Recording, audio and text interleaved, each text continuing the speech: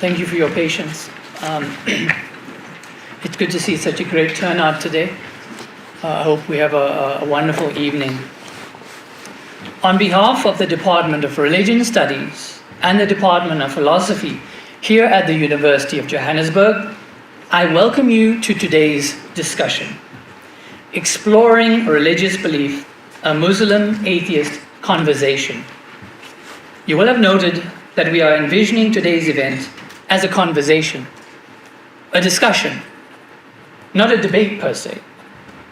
We find ourselves in an academic setting, and the purpose of this singular space, the academy, is to foster good faith conversations, often difficult ones, about life's deepest and most important questions.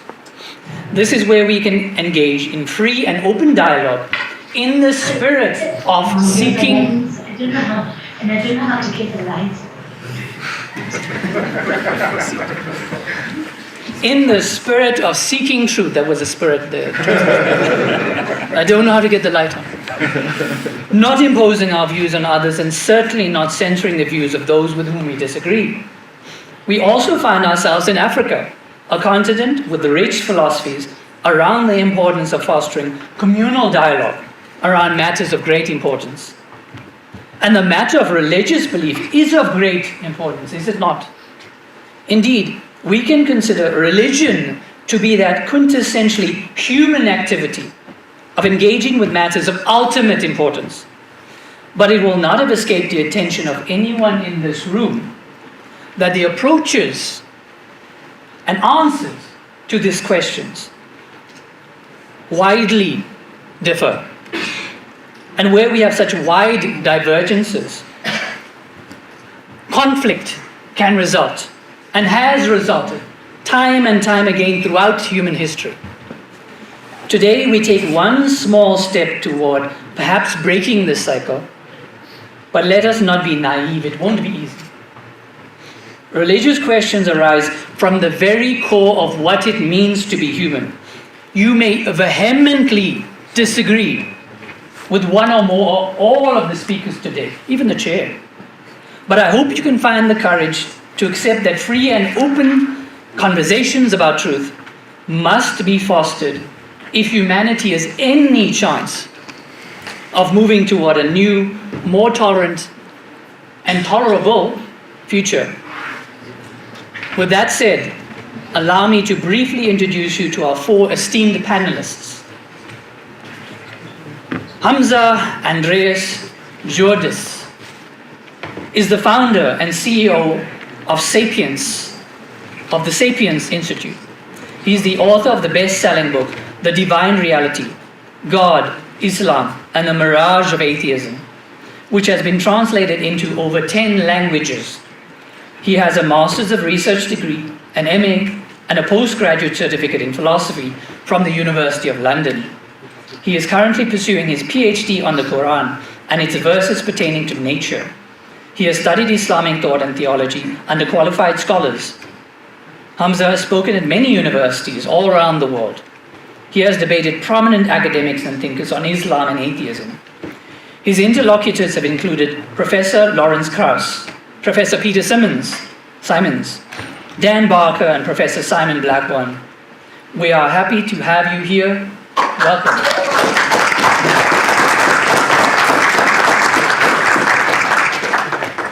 Muhammad Hijab is an author, comparative religionist, and philosopher of religion. He is co-founder of the Sapiens Institute and is a researcher and instructor for the organization. He has a BA in politics and a master's degree in history. He has also acquired a second master's in Islamic studies from the School of Oriental and African Studies. He has also completed a third master's degree in applied theology from the University of Oxford, where he focused on the philosophy of religion in applied settings. He is now doing his PhD in the philosophy of religion on the contingency argument for God's existence. In addition, he has undergone formal training in Islamic studies with a focus on the Quran, prophetic traditions, and legal reasoning. He has completed Islamic seminary courses and has been given formal permission to relay Islamic knowledge on selected Islamic fields. He is one of the very few Muslim public figures who deal comparatively with political, philosophical, and theological issues, and as such has amassed a following of many subscribers on YouTube in English and Arabic. We are happy to have you here. Welcome.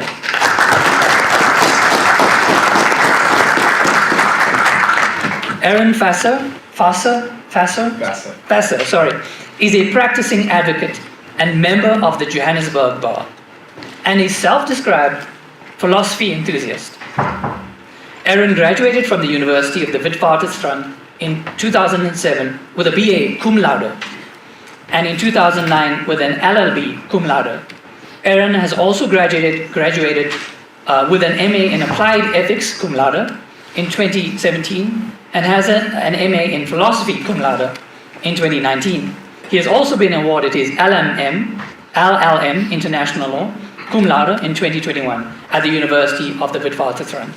He has appeared in a number of cases that have been reported in the South African law reports. We are happy to have you here. Welcome. Last but not least, we welcome Mark Oppenheimer. He is a practicing advocate and a member of the Johannesburg Bar. He has appeared in the Supreme Court of Appeal and the Constitutional Court in a series of cases that seek to determine the boundary between freedom of expression and genuine hate speech. He has authored submissions to Parliament on the hate speech bill and to the UN Committee for the Elimination of Racial Discrimination on Escalating Racial Tensions. He is co-author of the Conversations About Philosophy book series and hosts the popular philosophy series Brain in a Vat. We are happy to have you here. Welcome.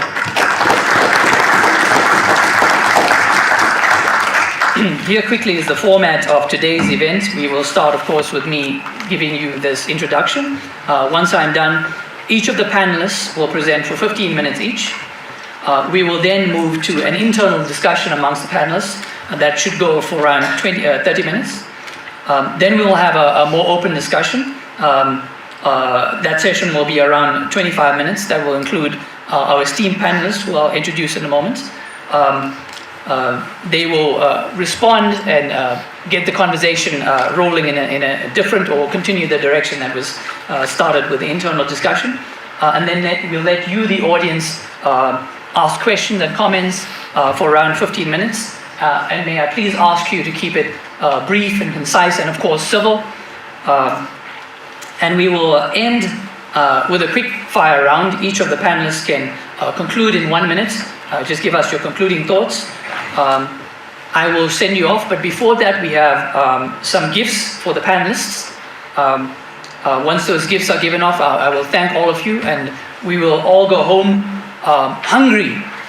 That is my hope. Hungry for more conversations about these matters of vital importance.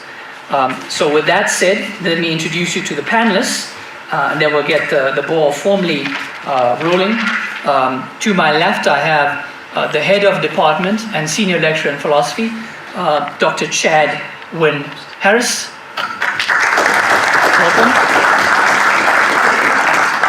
And then we have Dr. Shahid Mati, senior lecturer at the Department of Religion Studies. Welcome. We are going to go straight into the panel discussion now, which should last us around 40 minutes. And we are going to begin by agreement of the panelists that we will start with Aaron Fasser. So Aaron Fasser, your 15 minutes begin now. We're looking forward to hearing what you have to say about these matters of all importance. Thank you. I would just like to start by thanking the organizers of this event, namely the Philosophy of Religion and the Religious Studies Department of the University of Johannesburg, as well as the Sapiens Institute. It's a great privilege to share the stage with such esteemed, learned interlocutors.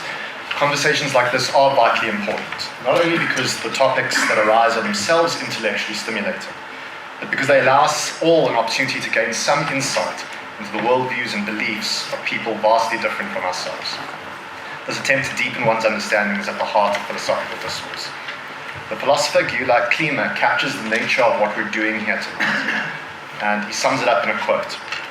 unless one is able to learn to think and live with the concepts of another person and thought objects constituted by them, one will always fail to have a real grasp on the meaning of the other person.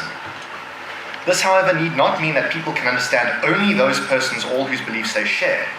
What is required for proper understanding is rather the ability to let the other person's beliefs constitute one's own universe of thought objects, trying to achieve a fusion of the horizons.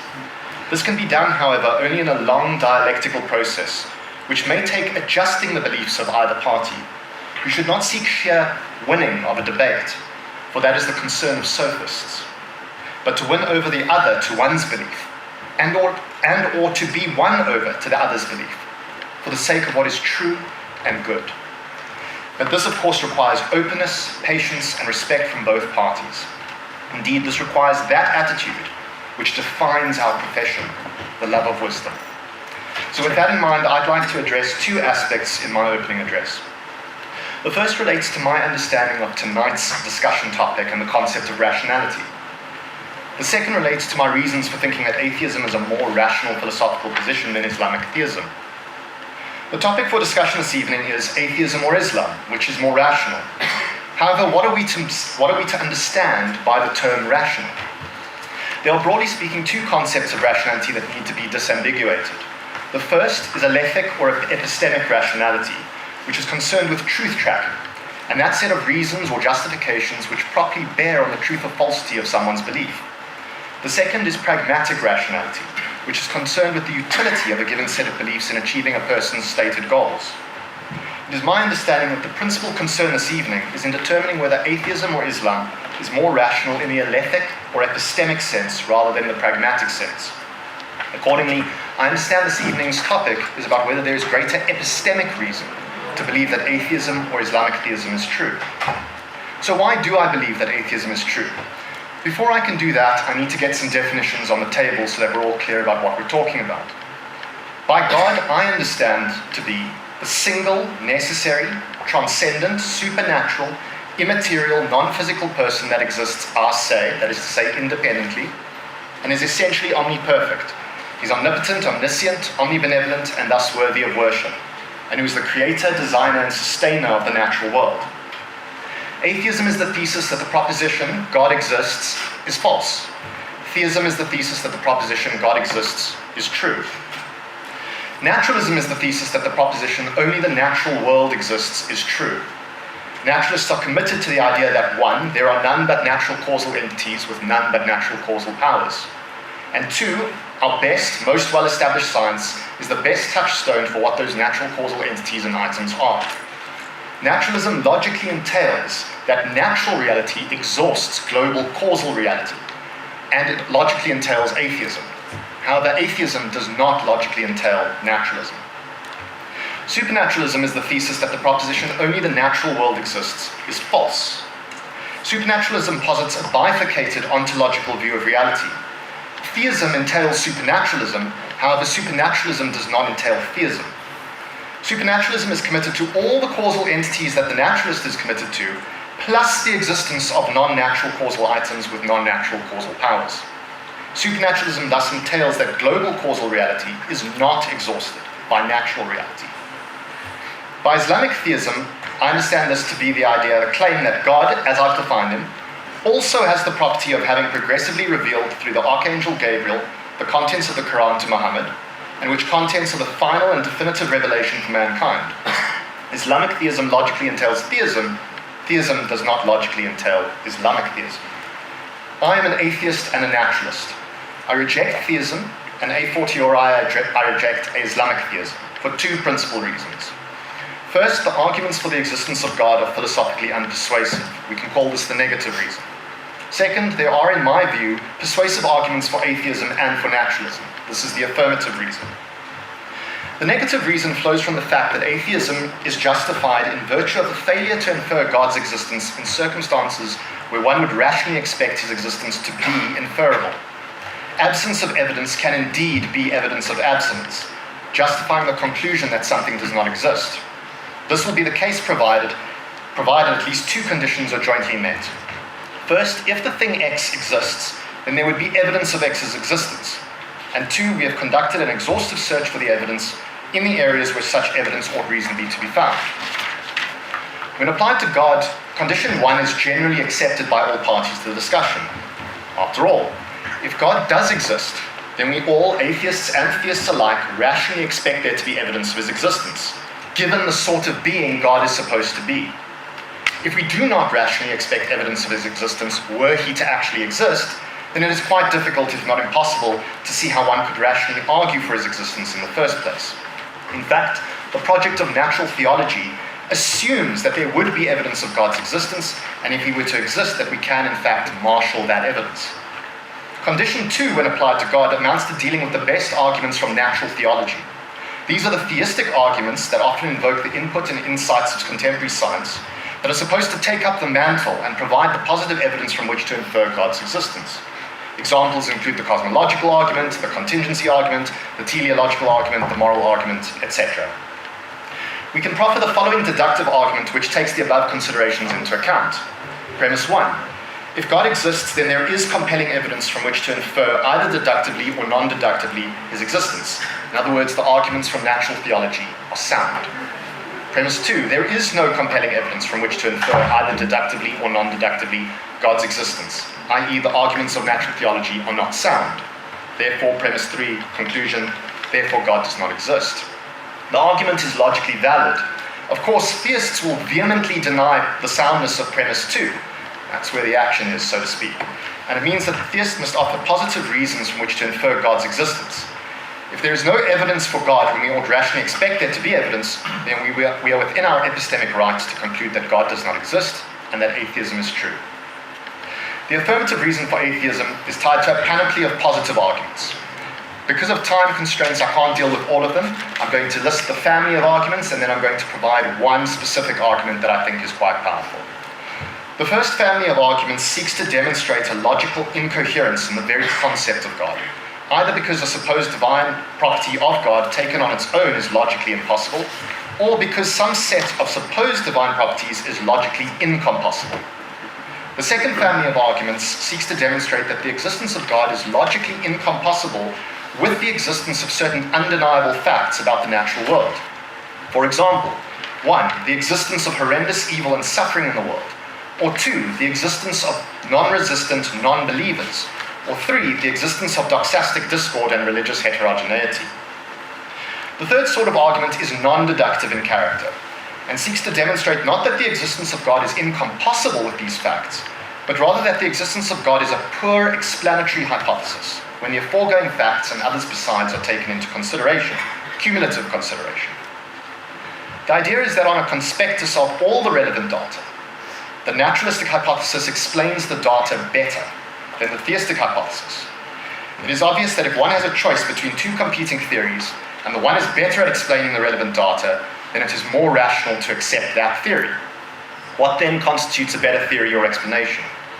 I contend that it is one that has the greatest explanatory scope and depth, while also being the most parsimonious.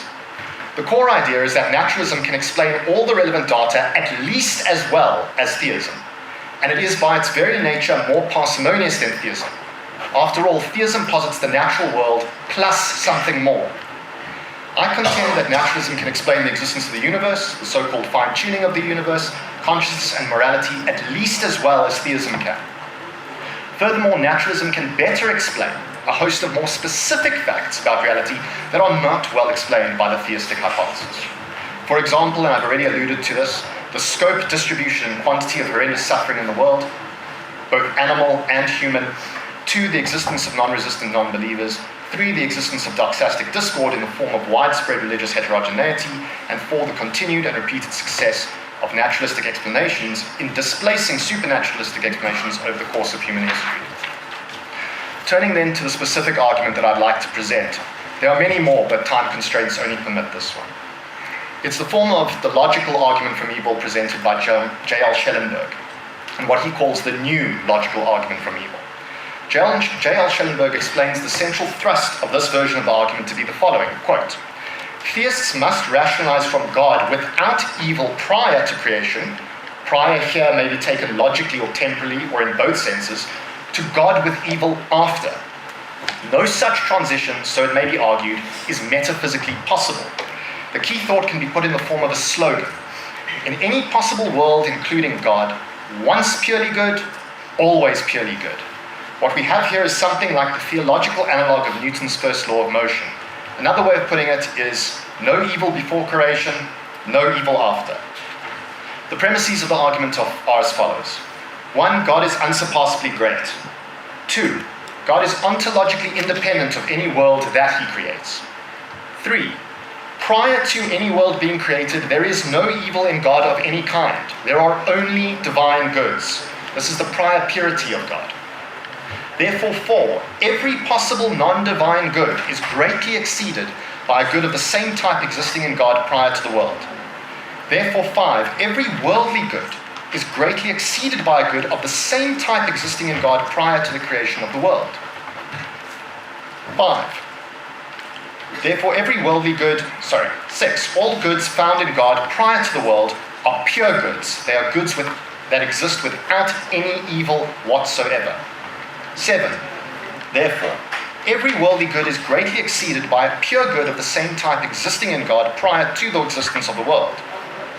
Therefore, 8, every worldly good that may permit or require evil is greatly exceeded by a pure good of the same type existing in God prior to the world. Therefore, 9, if every worldly good that permits or requires evil is greatly exceeded by a pure good of the same type existing in God prior to the world, then any world containing goods permitting or requiring evil is greatly exceeded by any world modeling the corresponding pure goods in God. Therefore, 10, any world containing goods permitting or requiring evil is greatly exceeded by any world modeling the corresponding pure goods in God. This would be a greater world. God can ensure the existence of such greater worlds and can do so limitlessly.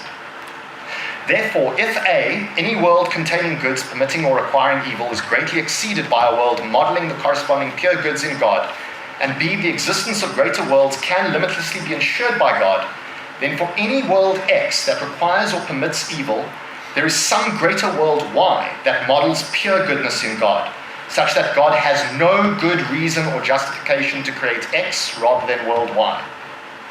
For any world X that requires or permits evil, there is some greater world Y that models pure goodness in God, such that God has no good reason or justification to create world X rather than world Y. Therefore, 14, if for any world X that requires or permits evil, there is some greater world Y that models pure goodness in God, such that God has no good reason or justification to create X rather than Y, then God has no good reason or justification to permit evil in the world. 15, therefore, God has no good reason or justification to permit evil in the world. 16, but if there is evil in the world, then God has good reason or justification to permit evil in the world. 17, therefore there is no evil in the world. 18, however, as we all know, there is evil in the world. 19, the conclusion, therefore there is both evil and not evil in the world, which is a contradiction. As J.L. Schellenberg concludes, having derived this contradiction in the way that we have, it follows that the conjunction of the three commitments of theism mentioned at the beginning of the discussion, unsurpassable greatness, ontological independence, and prior purity, are logically consistent with a fourth undeniable fact, namely the existence of evil in the world.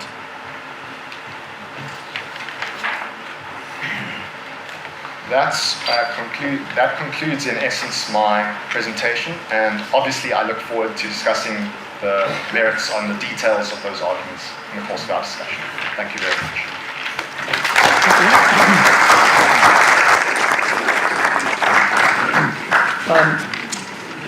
Next, as per agreement of the panel, we will hear from Muhammad Hijab.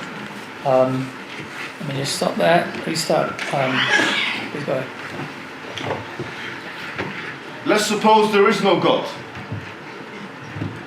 Let's suppose there is no omniscient one, no omnipotent one, no all-knowledgeable one, no all-powerful one, no necessary being. Let's suppose, no problem. What do we have? What are the explanations that we have? That the universe came from nothing.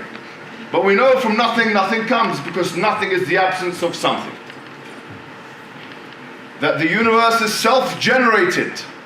But we know that that's a contradiction because the universe cannot generate itself, exist and not exist at the same time. So what do we know? What do we know? We know there exists a universe. We know I exist. We know you exist. We know Oppenheimer exists. And Fraser exists. And hopefully there's not going to be explosions today. Except of the argument that we've just heard. And I will say that when you know that the dependent existences exist, you have two options. Either you have a chain, a finite chain. A depends on B, or B depends on A, C depends on B. In which case A is the beginning of that chain. We, the Muslims, call that the necessary being, the independent one, God. Obviously the atheist cannot subscribe to that theory. Let's move away from that one, please. So what do we have left? We have an infinite chain. An infinite chain of dependent things. But an infinite chain of dependent things is an absurd proposition.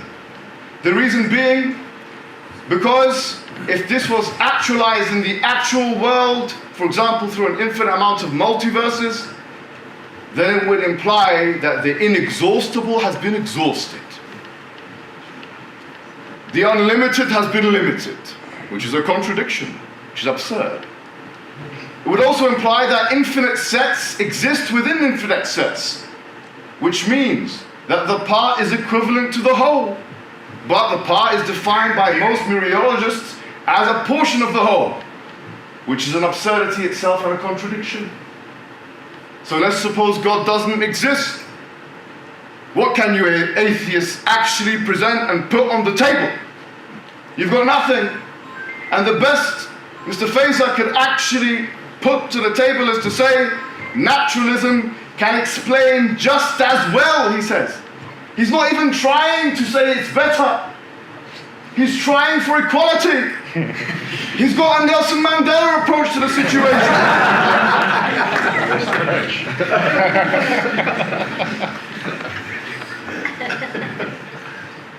He does. But so do I, in a different manner. Because in an intellectual way, we will conclude, therefore, that a necessary being through which everything depends upon is independent in and of itself, and everything depends upon is the only way to make sense of dependent things. You see, contingent things cannot exist within necessary things. A contingent thing is possible, can exist or not exist. A necessary thing is not possible, it's impossible not to exist. In other words, contingencies cannot exist within necessities.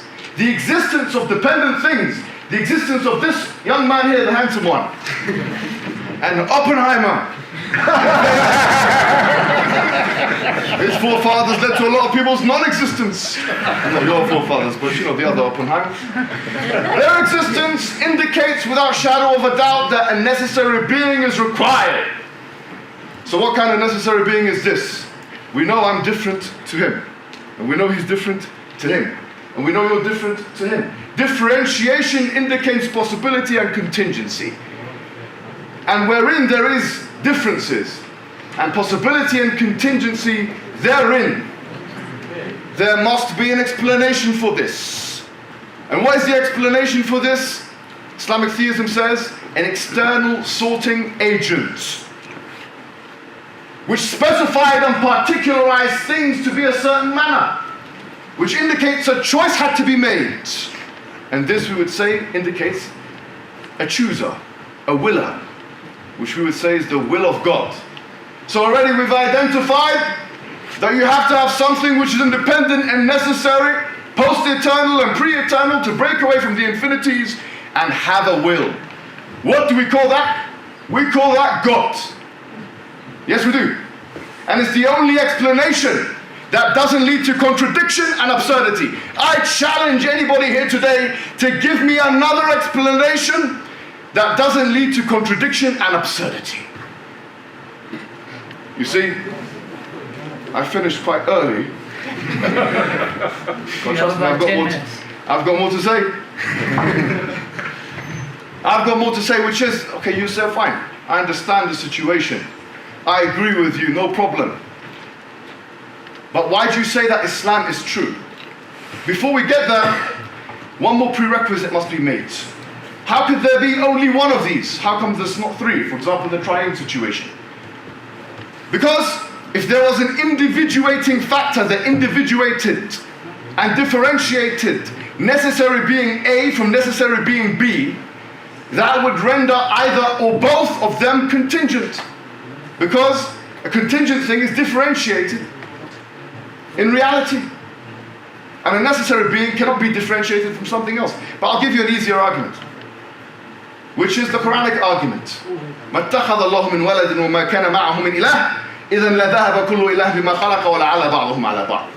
Chapter 23, verse 91, that there couldn't be more than one God effectively because they would outstrip one another in power. There cannot be more than one overall power because an all-powerful agent by definition, yes, means that he has power over all other things. Nothing can supervene on his power capabilities. Moreover, there cannot be more than one overall will. لو كان فيهما آلهة إلا الله لفسدتا. In chapter 21, verse number 22. If there was in them, i.e. the heavens and the earth, more than one, the heavens and the earth would have been corrupt. Meaning what? You have to have one overriding will. Because if it had been more than one will, it wouldn't be consistent. You couldn't explain the uniformity, the regularity, the stability of the universe. Because there is uniformity, stability, and regularity. Without it, you couldn't even do science. And there is uniformity, stability, and regularity to the extent which it allows life to exist on the universe. That's a fact no one here will deny. There is life on the universe, and that the universe is uniform and regular and stable enough to allow such life to exist. What is the best explanation for this? One singular overarching will that doesn't lead to conflict. So that's why it's one God. But what about the Prophet Muhammad sallallahu alaihi wasallam? Now there's many things I can say, and in 7 minutes I'll just mention one evidence. There are necessary and sufficient conditions for a word of God to be conceived as such, the word of God. I would put to the table today that one of the necessary conditions is that this cannot contain any contradictions. We are logicians here, the Quran says if this was from other than God, it would have been many contradictions inside of it. لَوَجَدُوا فِيهِ اخْتِلَافًا كَثِيرًا. The Quran, this is one of the necessary conditions. It's one of the only books to even posit this challenge, religious books, which is find the contradiction within it. Secondly, it's inimitable. Thirdly, it's preserved. We will argue all these points. However, what's the sufficient condition? I give you one argument and one argument only, which is the prophecies of the Prophet Muhammad sallallahu alaihi wasallam. Now I am claiming here, and I'm willing to be challenged today, that the prophecies of the Prophet Muhammad sallallahu alaihi wasallam are the most accurate and numerous and frequent that come from an integrous source and unambiguous in human history. These five criterion that I've just mentioned, if you apply them to any other historical figure, it will collapse. For example, if you look at the Bible, Mark chapter number 13, you'll find that it says in one generation the heavens and the earth will be destroyed. Nostradamus made a prediction that in 177 years there will be famine and war and so on. The Prophet Muhammad sallallahu alaihi wasallam, he made the following predictions. For example, I'll give you some. That the barefooted Arabs يَتَطَاوَلُونَ فِي الْبُنْيَانِ, that they will compete to see who creates the highest buildings. Now, we're seeing that the highest building in the world is in Burj Khalifa. How could the economic capabilities of these nations be such that if someone wanted to argue this was a self-fulfilling prophecy, that it was such? It couldn't be. Number two, that the Prophet ﷺ predicted the fall, the downfall of the Persian and the Roman Empire, the two greatest empires of that time, spanning millennia. Not only that the Muslims would overtake those empires. Number three, the Prophet Muhammad ﷺ predicted the invasions of the Mongols. And I'm ready to give all the primary sources. It's very well known in the Islamic tradition. He told us how the Mongols would invade, and one of the biggest battles in Muslim history was Ain Jalut in 1260. The sacking of Baghdad was in 1258, and this is all connected to the prophecies of the Prophet. The Prophet Muhammad ﷺ told us what kind of world we'll be living in. He said, the world in the future will be such that there will be so much interest. مَنْ لَمْ يَأْكُلْهُ أَصَابَتْهُ مِنْ غُبَارٍ. Whoever doesn't consume the interest, he will be affected by its dust. We're living in an economic system, the whole thing is interest, women busters, perpetuated or exacerbated at least by the interest systems of the banks. I think South Africa is no different. Number 5, the Prophet Muhammad ﷺ told us that there will be an advent of sexually transmitted diseases due to an increased fornication. Number 6, the Prophet ﷺ told us that women will go into the workforce. Yes, I'm not sure if any of you have heard this one. حتى تعين المرأة زوجها في التجارة. This is a hadith of the Prophet Muhammad ﷺ. The woman will involve herself in business with her husband. This is a prophetic hadith. The Prophet Muhammad ﷺ even told us about obesity that will become a phenomenon within his ummah. And many people in this room, I'm only kidding, says, you see what I mean? The Prophet Muhammad ﷺ told us exactly where Islam is going to spread. زُوِيَ لِيَ الْأَرْضِ, he said, فَرَأَيْتُ مَشْرِقَهَا وَمَغَرِبَهَا وَإِنَّ أُمَّتِي سَيَبْلُغُ مُلْكُهَا مَا زُوِيَ لِي مِنْهَا. That the earth has been projected to me and I saw its eastern parts and western parts, and all of the ummah will take what has been projected. Why does he say east and west and not north and south? Look at the map. He told us exactly where Islam will spread. He said it will go to Sindh al-Hind. It will go to India and Pakistan. He told us it will go to Egypt. He told us it will go to Asham, Jordan and Lebanon and these countries. Yemen. How could somebody get this so right? There's been no figure in human history who has predicted with such frequency and unambiguity the events of the future as Muhammad sallallahu alayhi wa sallam. And these are just some examples. I could go on for 2 hours. And books have been written. Volumes, voluminous books have been written. Encyclopedic, compendious, voluminous books have been written on the issue. I'm not going to talk about that today. I've just given you as much as you need. Now to respond to my interlocutor quickly. He's talking about the problem of evil. He had 2 arguments effectively. One of them was disagreement, religious disagreement. Effectively, and I don't want to straw man and make it correct, saying the existence of religious disagreement means there's no God. What the hell is this? Sorry to say. وَلَوْ شَاءَ رَبُّكَ لَجَعَلَ النَّاسَ أُمَّةً وَاحِدًا. Quran says, if Allah wanted, He could have made the people one people. وَلَا يَزَالُونَ مُخْتَلَفِينَ. And they are in fact continually disagreeing. وَلِذَلِكَ إِلَّا مَنْ رَحِمَ رَبُّكَ. Except for who Allah has rahmah on. وَلِذَلِكَ خَلَقَهُمْ. And that's the reason why He created them in the first place. He created you as a test, my friend, to see of you which is going to be good and bad. وَلِذَلِكَ خَلَقَهُمْ. This is no argument against us. This is actually in line with God's wisdom and mercy.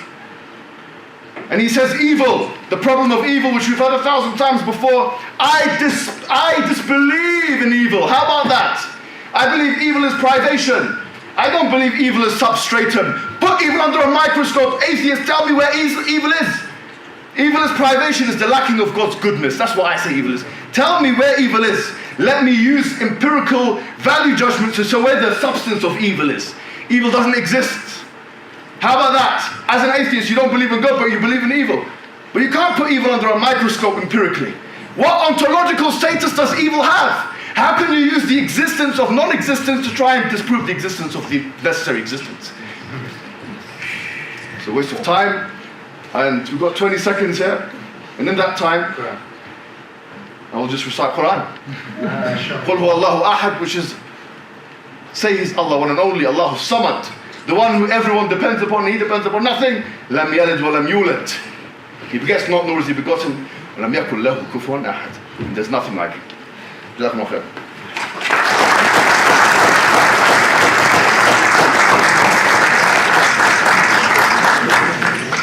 Our next panelist is Mark Oppenheimer. Well, I thought that was a marvelous place to end off, talking about the question of evil. While Aaron has spoken about the arguments for and against the existence of God, I'm going to talk about why atheists can talk about the existence of morality and why they give a better account of morality. Now, the first place to start is to say, well, what would a good moral theory look like? Well, firstly, we should know what it requires of us. In other words, the theory tells us what we ought to do in the world, what's permissible, what's not permissible. It should cohere with our ordinary intuitions.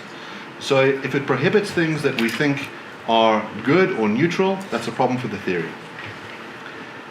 If it allows things that we think are repugnant or bad, that's also a problem for the theory. It must be consistent. The theory mustn't be at odds with itself. It shouldn't require you to do X and also not X. We also think that it should be universal, that we can take the moral theory and we can apply it across history and across the world, and we can make moral judgments, and it'll tell us that certain things were wrong, even if people at the time believed them to be right. So, for example, it was the case that throughout human history, slavery was practiced. A lot of people believed that slavery was a moral practice, and a good moral theory should tell you that those people were wrong, that slavery is always wrong and can never be justifiable. So that's what a good moral theory should do. Now, Hamza has in his book a theistic account of what morality requires of us and what a good moral theory is. And the claim is really that God is the foundation of morality. And he takes the divine command theory approach. So we say whatever God commands, that is what's right. Now, this is dealt with in what's called Euthyphro's dilemma. There's two horns of the dilemma. The first is it good because God commands it? Or does God command it because it is good? Sorry, there's a terrible beeping sound. If someone could turn that off, I'd really appreciate it. So the horn dilemma is, does God command it because it is good? Or is it good because God commands it? Now, if it's good because God commands it, you run into this arbitrariness problem, which is that God could command anything.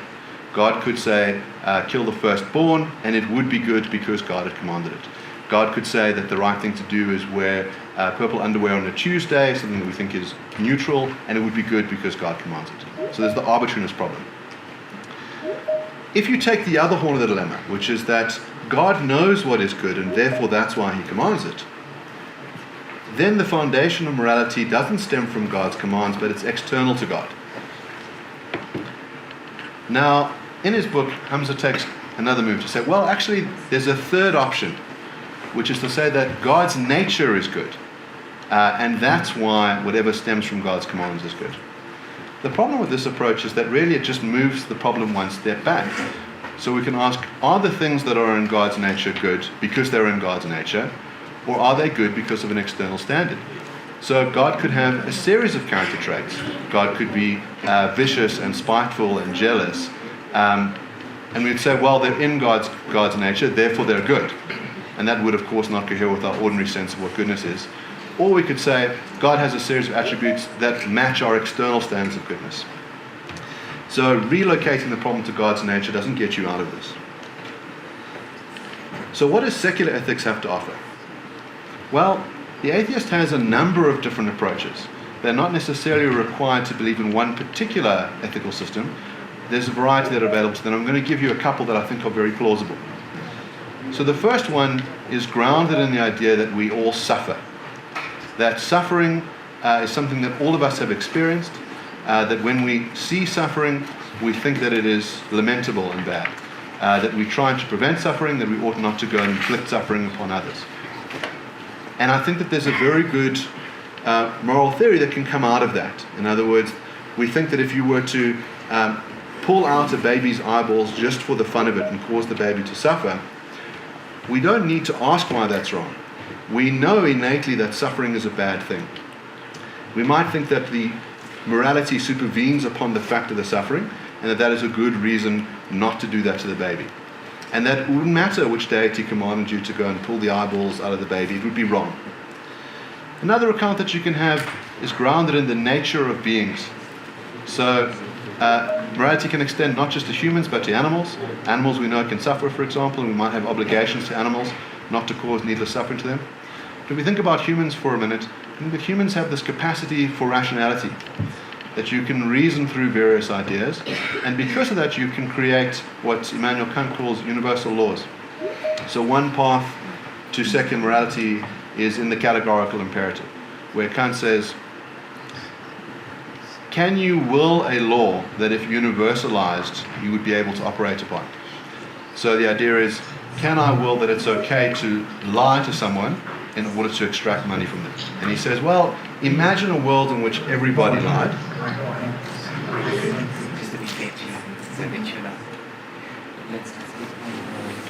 Just we're going to stop for... Sure. Sorry, we're trying to... Moderator, Let's do this. We will continue. Mark, you have 10 more minutes. While we try to sort this out, apologies again for the interruption. So we'll settle down. Mark, you have 10 minutes remaining. I'm going to add 1 minute for you. But okay, it seems like it's finally offline.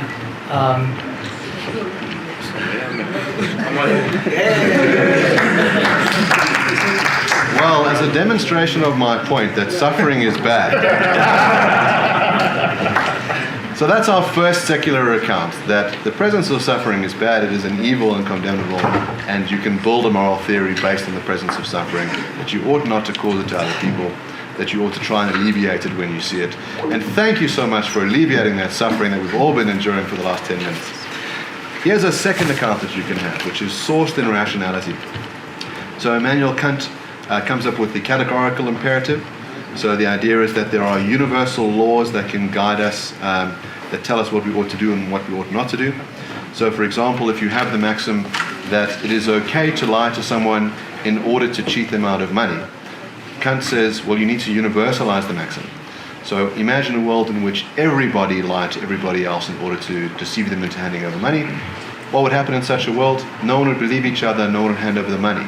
So the maxim would fail. So just through the process of rationality, you can see that you cannot will such a law into existence, which is that it's okay to lie in order to extract money. John Rawls has a contemporary account of how you can source morality. So imagine this case. You're lying in a hospital bed, you're covered head to toe in bandages, and you've got quite a severe case of amnesia. So you can't recall your sex, your race, your faith, but you have a basic understanding of economics and history. Doctor walks into the room and he says, I'm going to give you a once-in-a-lifetime opportunity. I'm going to let you set the rules for the world that you step into. But you've got to set the rules first before I take off the bandages. And so you think, I need to act in my own self-interest. So what if I introduced a rule that men have more power than women, or that whites ought to get more property than blacks? Well, maybe if I take off the bandages, I'll wind up being a black woman. So I wouldn't produce such a rule. And so he thinks under this veil of ignorance that you will then generate a set of rules that we track common sense morality. So there you have three different secular accounts that don't require the existence of God, that I think meet those criteria quite well in terms of what is a good moral theory. They're consistent, they cohere with our intuitions, and there's an advantage as well in that you can make adjustments. If you are dealing with something divine, the idea is that the text that was granted to us is immutable. That if it says things which no longer cohere with our common sense intuitions, we either have to try and pretend that they're not there, we have to try and interpret our way out of them, but we're bound by the text.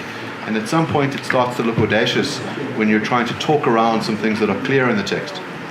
The secular moral theorist says, well, we were mistaken in the past, that our moral theory wasn't very good. Let's make some adjustments. So you find, for example, that the growth of moral theory is to be more inclusive, to say that our obligations to others extend not just to people of particular sexes or faiths or religions, but to everybody, that we have this of growing egalitarianism. So now I've given you those accounts, and I'm going to talk about some particular moral requirements in the Quran. But first, I'd just like it if that door could be closed, because it's very loud again.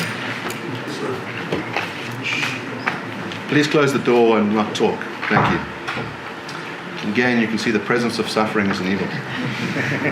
So I'm going to give you a couple of examples of Sharia law, and I'm open to in the conversation, if I've gotten anything wrong, or if I've given a bad account of the law, please correct me. Let's start with the idea of being an apostate. The idea that if you are Muslim, that you have an obligation to stay in the faith, not leave the faith, and not to rebuke the faith. Now, one of the most well-known apostates, or those accused of being an apostate, was Salman Rushdie. Rushdie wrote the book The Satanic Verses in 1989. It's an enormously popular bestseller, and I think most people are aware of the fact that the Ayatollah Khomeini issued a fatwa, a legal opinion, saying that because of the blasphemous content in the book, and because of the fact that he was a Muslim, that it is the obligation of all Muslims, when they see him, to kill him. And I'm going to read just a little short extract from that fatwa. We are from Allah, and to Allah we shall return. I'm informing all brave Muslims of the world that the author of the Satanic Verses, a text written, edited, and published against Islam, the Prophet of Islam, and the Quran, along with all the editors and publishers aware of its contents, are condemned to death. I call on all valiant Muslims, wherever they may be in the world, to kill them without delay, so that no one will dare insult the sacred beliefs of Muslims henceforth. And whoever is killed in this cause will be a martyr, Allah willing. Meanwhile, if someone has access to the author of the book but is incapable of carrying out the execution, he should inform the people so that Rushdie is punished for his actions. Now, the source in the Quran for this view was in chapter 9, verse 61. Some of them heard the Prophet by saying, he is all ears. Say it is better for you that he listens to you. He believes in God and trusts the believers. He is a mercy for those among you who believe. Those who hurt God's messenger have incurred a painful retribution. Now, there is some debate in the community about whether or not this was a legitimately issued penalty, whether there should have been a trial. We know that Rushdie was driven to hiding for many, many years, up until last year when he gave a talk in America, and while giving the talk was publicly attacked on stage, and his eye was gouged out. So I invite my friends to deal with this question. Is it wrong to be an apostate? Was the punishment fitting? It seems that that doesn't cohere with our ordinary requirements of moral philosophy. In other words, the atheist would never punish someone who ceased to be an atheist, who became a believer, a polytheist or a theist of any sort. We can then think about the publication Charlie Hebdo. So many of the writers and cartoonists of that publication in France were violently executed on the grounds that they had produced depictions of the Prophet Muhammad. Now, again, there's some debate as to whether or not it is permissible at all to produce such depictions, but it seems that if there is such a rule, it can only bind believers in the faith. And to say that those who have breached the rule, who are non-believers, deserve death, strikes me as contrary to our ordinary moral intuitions. Now, what does the Quran say about people who are non-believers? Well, in chapter 5, verse 10 says, as for those who disbelieve and deny our signs, they are the residents of the hellfire. As for disbelievers, even if they were to possess everything in the world twice over and offer it to ransom themselves from the punishment of the day of judgment, it would never be accepted from them, and they will suffer a painful punishment. They will be desperate to get out of the fire, but they will never be able to. They will suffer an everlasting punishment. And to those who say Allah is one in a Trinity, in other words, Christians, have certainly fallen into disbelief. There is only one God. If they do not stop saying this, those who disbelieve among them will be afflicted with a painful punishment. Now, again, it seems odd to think that you should have eternal hellfire, eternal suffering, for failure to believe in a particular God. No secular religion no secular viewpoint would ever require this. Also think that punishments ought to fit crimes, so that there ought to be a level of proportionality, and that there is a failing in this regard. So, chapter 5, verse 33 says, the penalty for those who wage war against Allah and His Messenger and spread mischief in the land is death, crucifixion, cutting off their hands and feet on opposite sides, or exile from the land.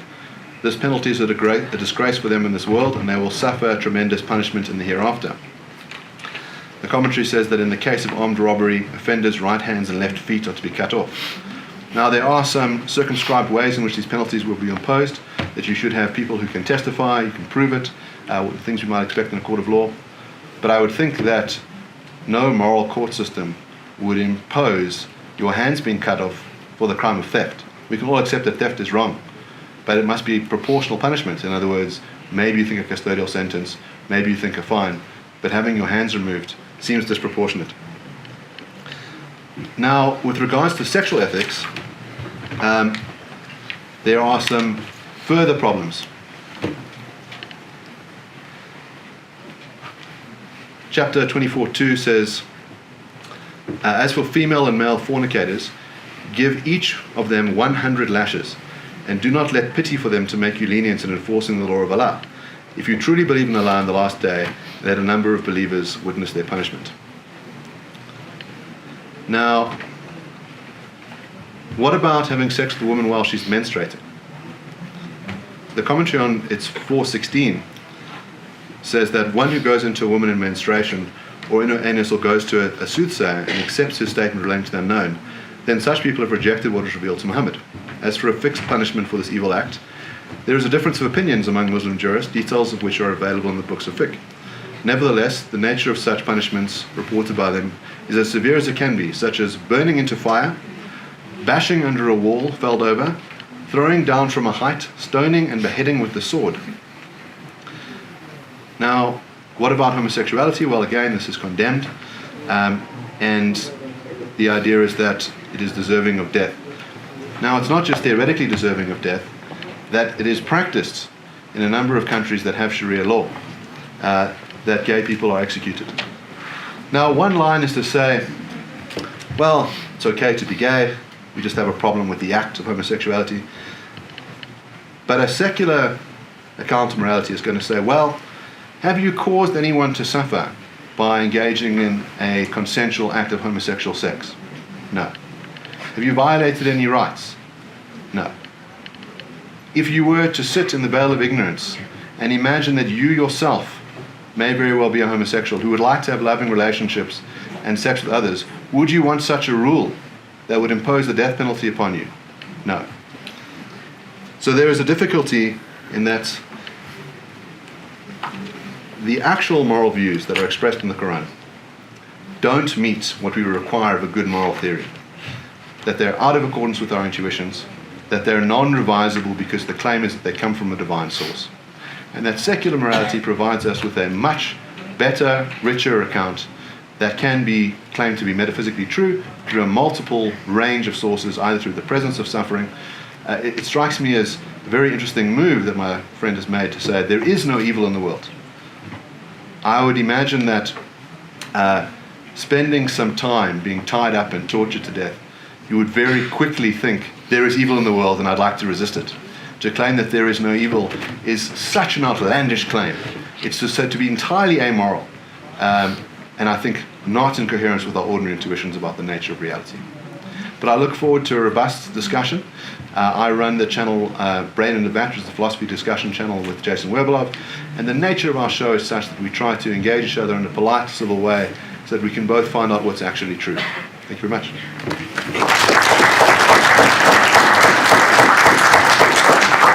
Thank you. Our final esteemed panelist is Hamza Jordas.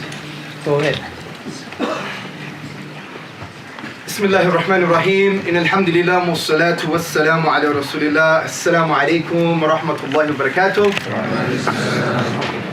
May the peace and blessings of Allah be upon every single one of you.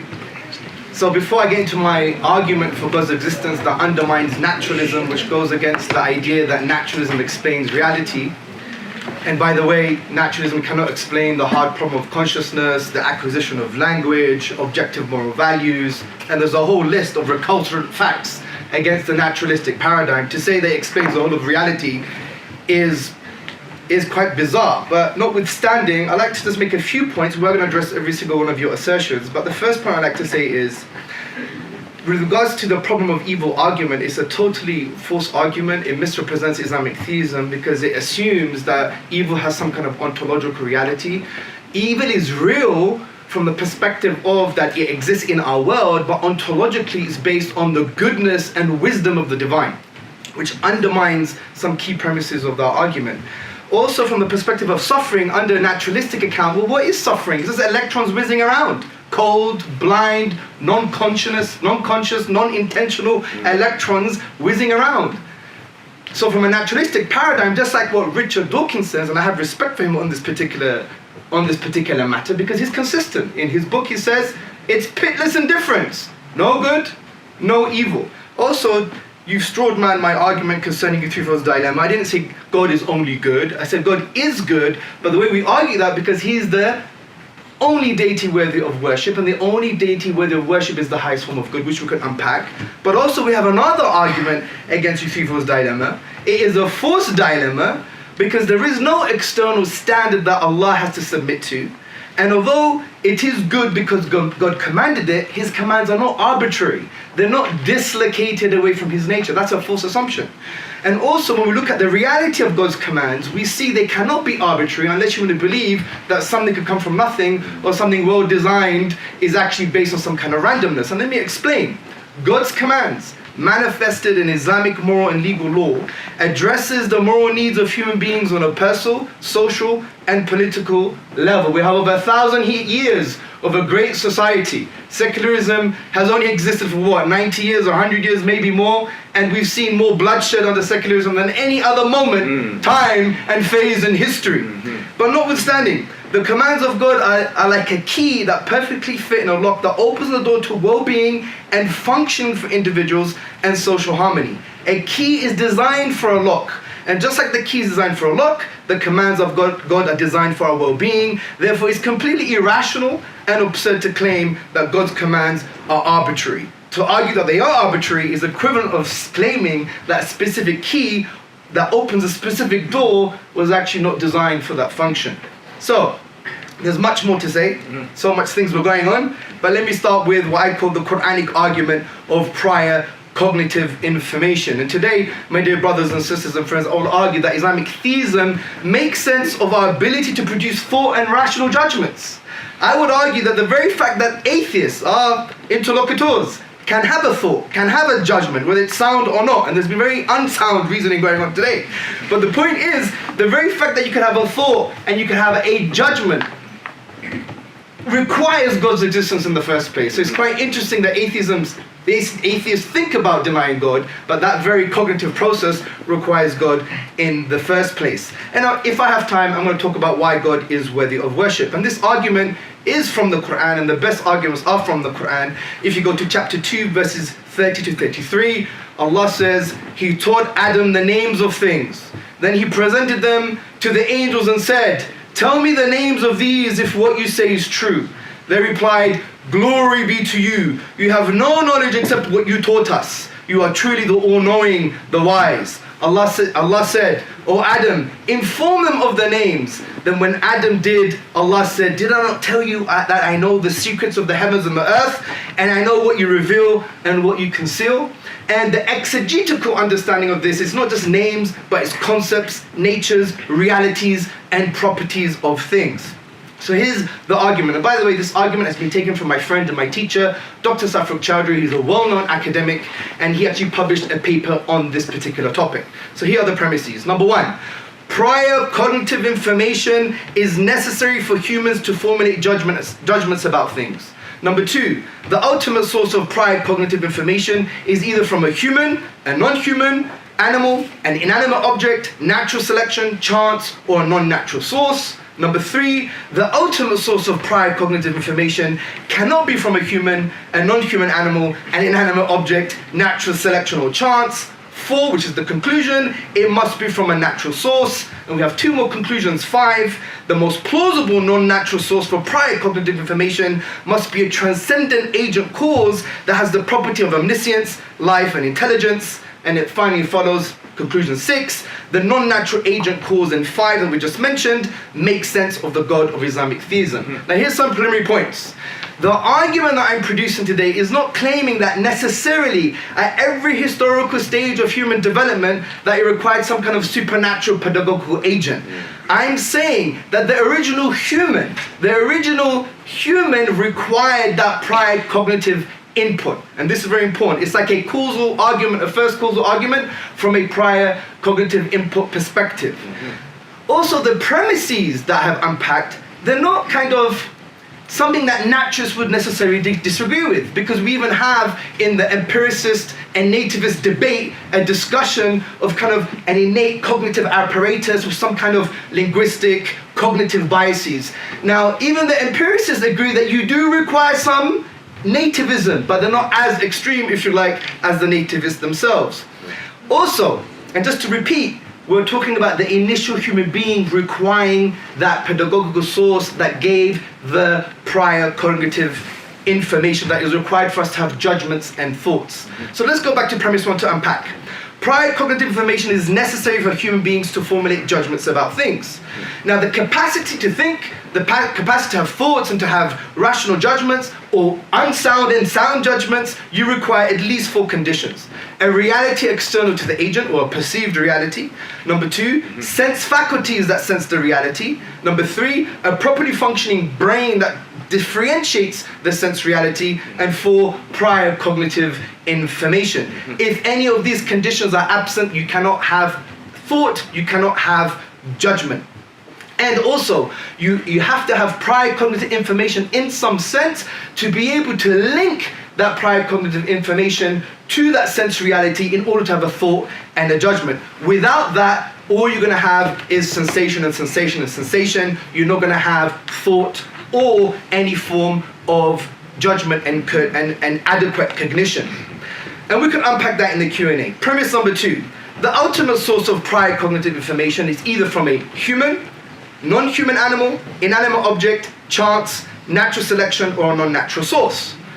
So let's go to human beings. Well, the prior cognitive information that is necessary for thinking could not have come ultimately from another human being. Why? Because we could ask, where did that human being get that prior cognitive information from? And to continue that chain, you have an absurdity of an infinite regress.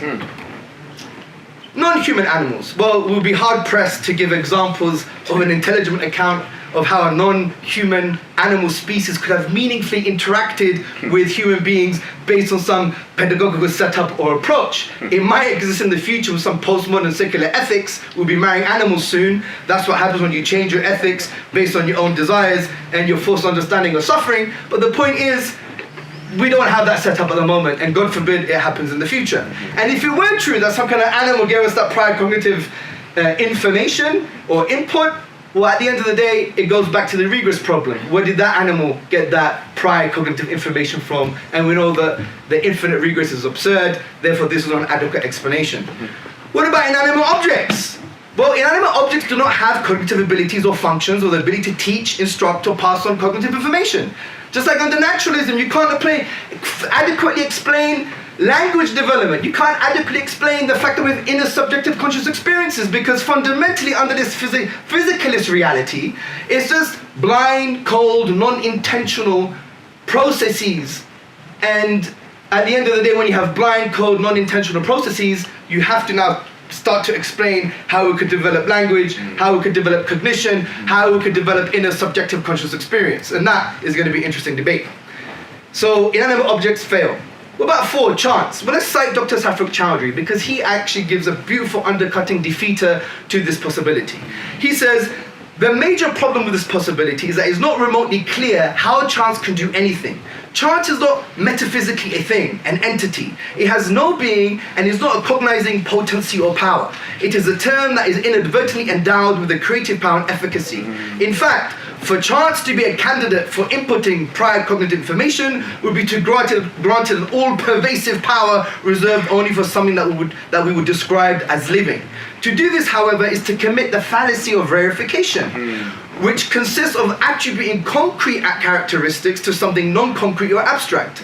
By arguing that chance did X, created Y, and selected Z, obscures something deeply taking place, and that is making chance a cause when it is mere mathematical possibilities in abstracto.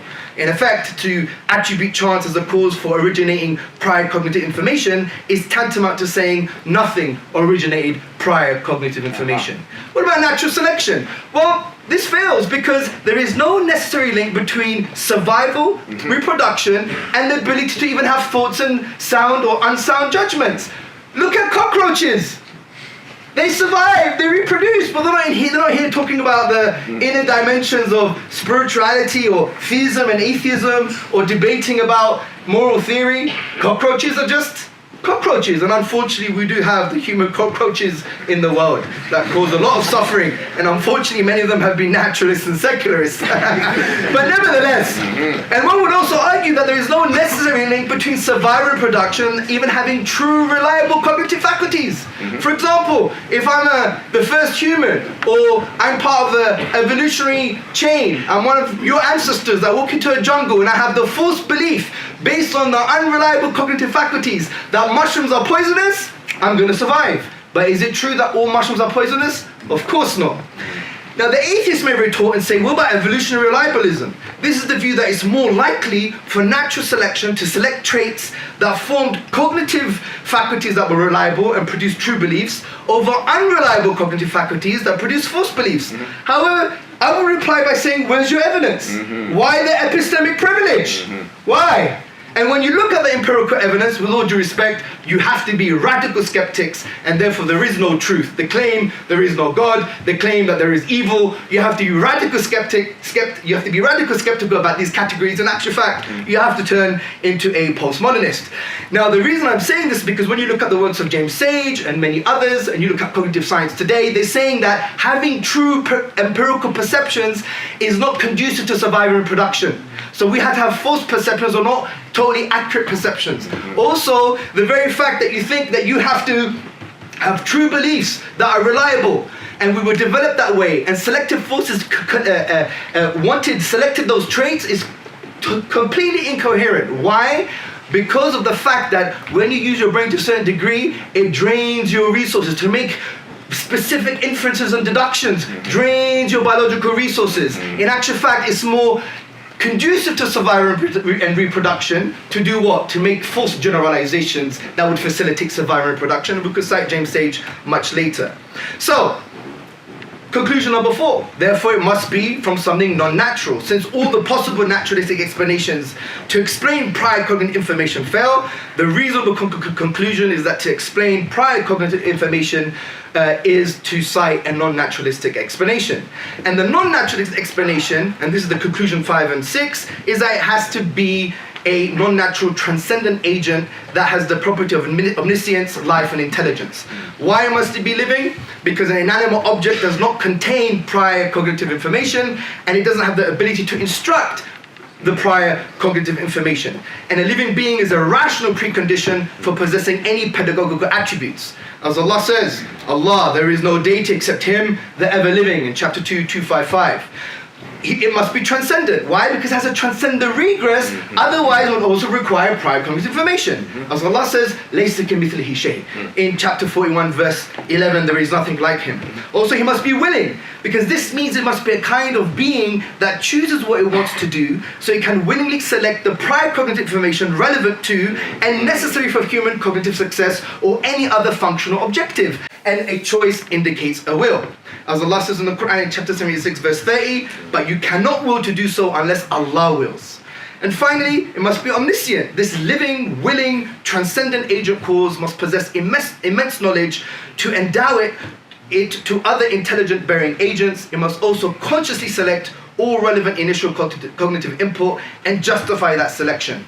As Allah says in the Quran, surely Allah is all-knowing, all-aware, in chapter 31 verse 34. And this makes sense of the traditional God in theism in general, and also Islamic theism. And finally, conclude, atheism cannot even start to explain the fact that we can think, have thoughts and judgments.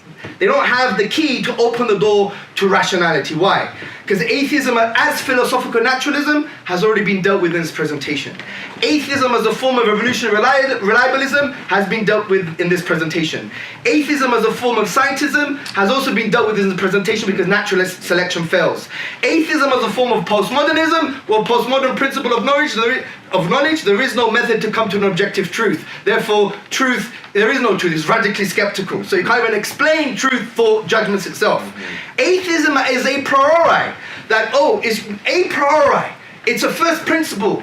It's a metaphysic. We start with the fact that we trust our reliable cognitive faculties. We say they're reliable. Well, if you're going to play that game, the door swings both ways. Islam's truths are a priori too. But what would you rather choose as a rational agent? A comprehensive explanation of reality that explains your ability to form judgments, and you could claim that that's a priori, or another so-called a priori that can't even explain our ability to think and form judgments. So brothers and sisters and friends, atheism is a failed project in every shape and form. All manifestations of atheism, it can't even explain our ability to have cognition, to think, to form rational judgments. And at the end of the day, the atheist and physicalist universe just reduces the human being to blind, cold, non-intentional physical processes, and it's all pitless indifference. And I would suggest that interlocutors become more consistent and coherent with their worldview and just say, there is no good, there is no evil, there is no right, there is no wrong. Why is truth a value? Because in the empirical world, it's all valueless anyway. Electrons whizzing around. Thank you very much.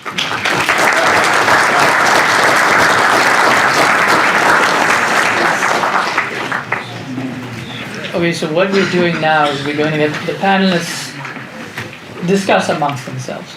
It's going to be an open internal discussion. We lost quite a bit of time. We'll try to go 20 minutes and see how it goes. But then I want to bring in our two discussants and just add you two to the discussion. And we'll hopefully have a good fire started. And then we will bring in you as the audience for the final 15 minutes or so of that open discussion. So I'm not sure how you want to proceed. I have questions as well. In fact, let me just give you some thoughts that came to mind. It seems that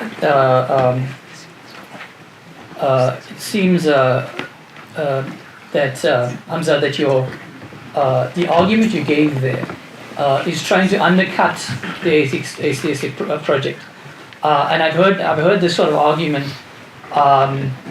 before. In fact, I'm working on things similar, not even in a theological setting. But you're talking about the what would you call it? Evolutionary argument against naturalism. Yeah, that's Plantinga's form, but this is not the same. Yeah. That's the name I was looking for. Which is the idea that naturalism is self-defeating. But there's something quite interesting there. And I'm wrestling with this as an ethicist as well. What is grounding ethics? Yes. So I'm trained in the Western analytic tradition. And I'm trying to figure out, okay, why are these moves being made? And my sense is that the specific moves that are being made in, say, deontology and consequentialism, yes. They've been made because, let's say, the old way, the religious way of grounding ethics has been jettisoned, and now there needs to be a new starting point. And what you're suggesting is that starting point would be based on faith either way. But you're suggesting that this basis has, first it has let's say, centuries of religious grounding to it, whereas the new attempt to ground post-religion, post-death of God, has an arbitrariness to it that needs to be recognized. I hope I don't misrepresent what you're saying, but I find that quite intriguing because I'm not sure what resources there might be to grapple with what you're saying without accepting the ontology underwriting what you're saying. And this is not just a problem for today's discussion; it's a problem for philosophy in general. Of course, yeah. There's a problem of different ontologies competing with each other, and this is actually something for all of you. One of my I would say concerns coming into the room, that we recognize that there are different ontologies in this room, different cosmologies, right? I hope that I'm multilingual in the sense that I understand ontology underwriting your views, and I can understand ontology underwriting your views. But I think as a first step, we first have to realize that there are these different ontologies. Can I just retort here, because you spent 3 minutes making that point, and we've got 25 minutes for this segment. And I just want to say that when you're talking about morality, and you're talking about Sharia law and all these kinds of things, you mentioned something quite interesting. You said, our ordinary requirements for moral philosophy. You mentioned as well, like you've got deontological ethics, you've got consequentialism or teleological ethics, and then you've got virtue ethics. You pick up a book on ethics, like for example John Mackey, you're going to find this kind of classification. This is a Western classification. You mentioned two men, which are Immanuel Kant and John Rawls, both of which, in a sense, represent the white liberal tradition, both white men from the Western Hemisphere. My question is, why should it be that white men dictate to us what morality is? Have we had enough of this in this country, in a sense that, you know, this is now, to be honest with you, in a veiled sense. If you said our requirements for morality as if we've all subscribed to it, we have a completely different understanding and a completely different ontology. Why have you assumed that the white man is right? What proof that you have that is Immanuel Kant's categorical imperative or his hypothetical imperative or John Rawls' veil of ignorance, what you kept mentioning, any of that stuff is true? And what proof do you have that it's objectively true as an atheist? If we can get through this question, then we can talk about Sharia law and the false things that you were saying about it. For example, a woman that's menstruating gets burnt or something like that, or you get burnt by it, or if you have sex with a woman that's menstruating, which is not mentioned in any book of fiqh in Islam whatsoever. And you mentioned it's mentioned in the books of fiqh, it's not mentioned in any book whatsoever. Then you mentioned Khomeini, who was an obscure figure. So my question is, as an atheist, you have the audacity to say our requirements of moral philosophy, as if the white man's moral philosophy is all of our moral philosophies. No, we have divine command theory, we have Quran, we have Sunnah, we have our own way of deriving morals. What objective proof do you two have that the deontological ethics of Immanuel Kant and or the veil of ignorance of John Rawls, who's a liberal, both of them are liberal in a sense, and or any of the consequentialist ethics of any of the utilitarian thinkers of the modern day is objectively true? So first of all, I think you play a very dangerous game when you attach secular ethics to race, and you rob people who are of many races of their human rights. Like when you say that it's a white man's game to talk about rights, or to try and abolish suffering. No, I didn't say it's a white man's race. It's a white man's game to talk about rights. I said that what you've mentioned is a Western form of ethics. Is the ones who the knowledge producers were objectively white men, objectively from the liberal tradition in Europe. You'll know about the genetic fallacy. I'm not saying it's false. I'm asking you why it's true. Yes. So let's first want to deal with this question of him saying we can assess the content of the ideas by looking at the race and the sex of the speakers. You said our moral philosophy. You've included me in your morality. I'm asking you to prove your morality before you say our morality. I don't subscribe to your morality. Answer me, why is the veil of ignorance of John Rawls or the consequentialist moralities of any of the liberal thinkers or the veil of ignorance or the deontological ethics of Kant is true? I'll get to it. You're going to have to stop interrupting me. Okay. And so just to add to you, so it enhances your discourse, you also mentioned rights. Yes. If you don't mind, I'm assuming you're advocating a liberal conception of rights, like the Universal Declaration of Human Rights? Well, do you advocate the UN Charter? The claim that I've made is that there are three different ways in which an atheist can construct morality. I understood that. I just want to know specific, because you mentioned rights twice. Yeah. And it's very important to unpack these. The ontological account can get you rights, and a consequentialist account can also get you rights. So yes, but from the perspective of law, of legal and moral reasoning, and what your views are, so I understand how to deal with you and your beliefs in a positive way, what conception of rights do you advocate? Is it the conception of rights that is known as the Universal Declaration of Human Rights? So first of all, I haven't expressed the personal view about ethics, and I don't intend on doing that. Okay, you mentioned rights twice. Could you say very nice, but the reason I'm saying is because rights are connected to morality. You've asked him a number of questions. Can you just, for the sake of discussion, I promise not to interrupt 5 you. minutes? Give him at least a minute. I do apologize. I just wanted to add to that because that's going to be a follow-up question. So if you think about that, just let us know. Because what I wanted to say was that has a liberal individualist assumption, which many people don't have to agree. And that's why when you come to the table with these universals, it does come across in some way that there's a sign of maybe superiority complex. And I don't mean it in a negative way. I'm just trying to psychoanalyze certain statements in a positive way so we know, and you could stand in the possibility that in actual fact that you may think you're already right. And I want you to stand in the possibility that you might be wrong. And if that's the case, then maybe define your terms a bit more clearer, especially when you're mentioning things like rights. Because rights is a big term, but it has ideological strong constructs. That's my point. All right, so I'm now going to speak without interruption. Absolutely. And I'm going to try and answer your questions as best as I can. Please. You're still interrupting me. I said please. Yeah. So, all right, let's first of all talk about the different moral frameworks that you can have. I haven't picked a lane for myself, and I don't intend on doing so. The claim that I have made is that an atheist is entitled to claim that there are moral facts, that they don't have to buy the nihilism. You've set up a false dilemma, which is to say that either morality is grounded in God, or there is no such thing as morality, that the atheist is required to say that they're just whizzing atoms and they cannot have any normative force. And what I pointed out is that there are very good secular claims to why there is morality, either grounded in suffering or grounded in human reason, which can generate rights. And by the way, those rights can be spoken about either in legal instruments, so we can talk about rights that are allocated by the UN, or they can just be talked about in the deontological sense. You don't necessarily have to think that the UN Charter on Human Rights is the definitive account. But I think we think a lot of the rights that are in the Charter are pretty good. Now, you can bite the bullet. You can just say, I don't buy any of it.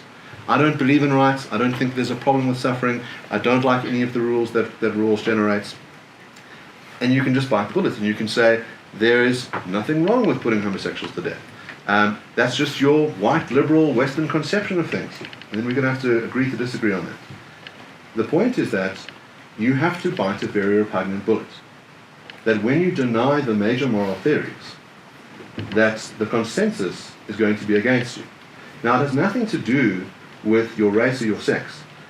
While I was trying to explain this, that there's a huge danger in claiming that the liberal tradition or that the moral philosophies that have emanated from John Stuart Mill, John Rawls, or Immanuel Kant belong to white people, or because they emanate from white people, there's something wrong with them. First of all, many people around the world benefit from the notion of human rights. The idea that as an individual, you have a claim against someone else not to do certain things to you. That because you have a right to dignity, it is wrong for someone to intentionally torture you against your will, to put you into a state of slavery. I mean, one of the examples that I gave where I said any person who thinks that morality is external and a good thing would think that slavery is abhorrent. Now, the Quran mentions slavery on many occasions. It does not. Before we get to that, you've spoken for 2 minutes. Can we respond to one thing at a time? Because otherwise you're just going to go. Let him finish that. Let me finish that point. Okay, Then we go. If the Quran mentions slavery, and we'd expect the divine being that either issues good commands or is aware of what is good, to not just have regulation about slavery, but to outright condemn it, to say that no matter the society that you're in, regardless of the place or the time, slavery is always wrong. And we just don't see that in the Quran, and that seems like a failure. That's responding. You've completely miscategorized what he said. You've strawmanned actually what he said, which is very surprising considering your level of qualification and education. I'm actually surprised that he didn't say we don't believe in rights or suffering. He said we don't believe in that you can't prove it objectively. Underline the word objectively. As an atheist, there is no mechanism through which you can prove deontological ethics or consequentialist ethics on an objective framework, which is why John Stuart Mill tried to prove the desirability principle in his book on utilitarianism. What I'm saying is that this is the first thing you're going to have to choose. The second thing is, we talk about race and you talk about slavery. Let me tell you something the Prophet Muhammad said. Okay, the Prophet said there's no virtue over a black man over a white man or an Arab over a non-Arab. How comes it took you, I don't know how many years as the white dominance to figure that out? Only 30 years ago you stopped apartheid. So why should we listen to you? In a sense, okay, you're playing the moral superiority card. With all due respect, it took you 1,300 years after the fact to realize that something the Prophet said, Prophet Muhammad, who you're attacking the religion of right now, 1,300 years before, you now agree with him. So how do we know you're not going to differ on these issues? Number two, on the issue of slavery, okay, because when was the apartheid end? 1994, 30 years ago, and they're telling us about this and that. I mean, I don't see how this is working here. Number two, you said this, the emanation and the knowledge production of these ideologies that you're talking about is undoubtedly white and European. You cannot take that away from the reality. I don't think John Stuart Mill or Jeremy Bentham or Immanuel Kant was Nigerian. I didn't see. You're talking about secular ethics. It's not the secular ethics of the black man, is it? It's the secular ethics of the white man. And you've already assumed it to be true, just like many of probably the people before in this country, white men, assumed that apartheid was true. Then they had to, the suffering, by the way, that Mandela and others had to undergo, the suffering, which is good suffering, by the way, because not all suffering is bad. You said suffering is bad. What about the suffering that Mandela and the others, the anti-apartheid activists, had to go through? Was that good suffering or bad suffering? It was good suffering, because then people realized that it's equality and race and things like that. So this is what you're doing here, is you're being morally sanctimonious. You're clearly trying to come with a hierarchy as you explain to me. No, you explain to me why your morality is true in the first place. I believe, yes, homosexuality is prohibited in Islam. It's wrong. Yes, I believe you're going to go to the hellfire if you don't believe in Allah. Yes, I believe that there's heaven. Yes, I believe in the day of judgment. These are things I believe in. Tell me why that's wrong. Tell me why that makes Islam to be true. What creedal disproving implications does that have? As a philosopher, where is your objective morality? Where is your objective reasoning? Where are the arguments? Where is the empiricism? Where is the calculations? Where is the proof? Where is the evidence? That's what I'm asking. Don't assume, because the dominance remains in the Western Hemisphere, and there's hegemony on the side of the Western Hemisphere, that whatever ideology they decide to put down, we're going to assume is going to be true, that you're going to come here and tell us our requirements for moral requirements. That's your moral requirements. You have a religion, I have a different religion. Prove to me that your religion is true. That's what I'm saying. Why is consequentialism true? Why is deontological ethics true? Why don't you come and start with that? So before Mark response, I just want to make a meta comment about the style of communication that's going on, which makes me very uncomfortable. Okay. I'm very uncomfortable with how this has very quickly degenerated into a shouting match. I understood, and I was led to believe by the organisers of this event, that we were going to be here to discuss, in a mature and reflective way, various worldviews. I'm very disheartened by the turn that this has already taken. So I want that noted for everybody to see, because I am not as philosophers, as intellectuals. And for the last 5 minutes, Mark, who is an absolute gentleman, has been shouted at. Now, this is not relevant, to be honest with you. Right, we're talking about God and morality. You've spoken about 10 minutes about why Islam is false. And again, can you get to the point, please? And again, the point is I'm making a meta point. Yeah, but it's not really. It's not. Okay, sorry, I'm gonna have to step in. So let me just reset. Let's reset things. So I want to reset things, and I want to talk about something Can I say one thing? that came up. I will let you. I promise I'll let you. So we did say that this is a discussion, and we all came here wanting to discuss things, and understand that things are heated. I should say that I enjoyed all 4 presentations. I was impressed with the level of philosophy in all 4 presentations, right? And I'd like us, as best as we can, even though these things are heated for all of us, to try to do what we did in the discussions. Try to argue the point, even if we do not like many things. I don't want anyone to tell me how to speak, with all due respect. I'm free in this country, I can speak with an assertive voice. I don't need people telling me how to speak. I've not been told that I cannot speak in an assertive voice. A discussion doesn't exclude that. With all due respect, I don't want to be told off. This is a 25-minute segment, and we're not telling you off. Yeah, no, he was for 2 minutes. That is a runaway tactic. He knows that he's got nothing to say about this issue.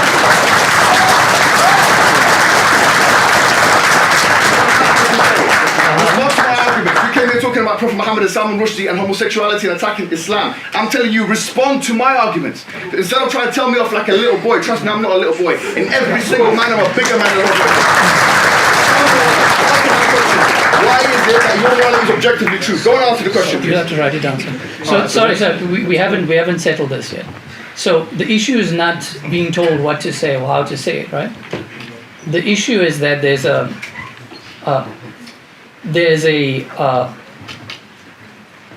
structural apartheid, the way you're being dealt with right now. That's what I'm telling you.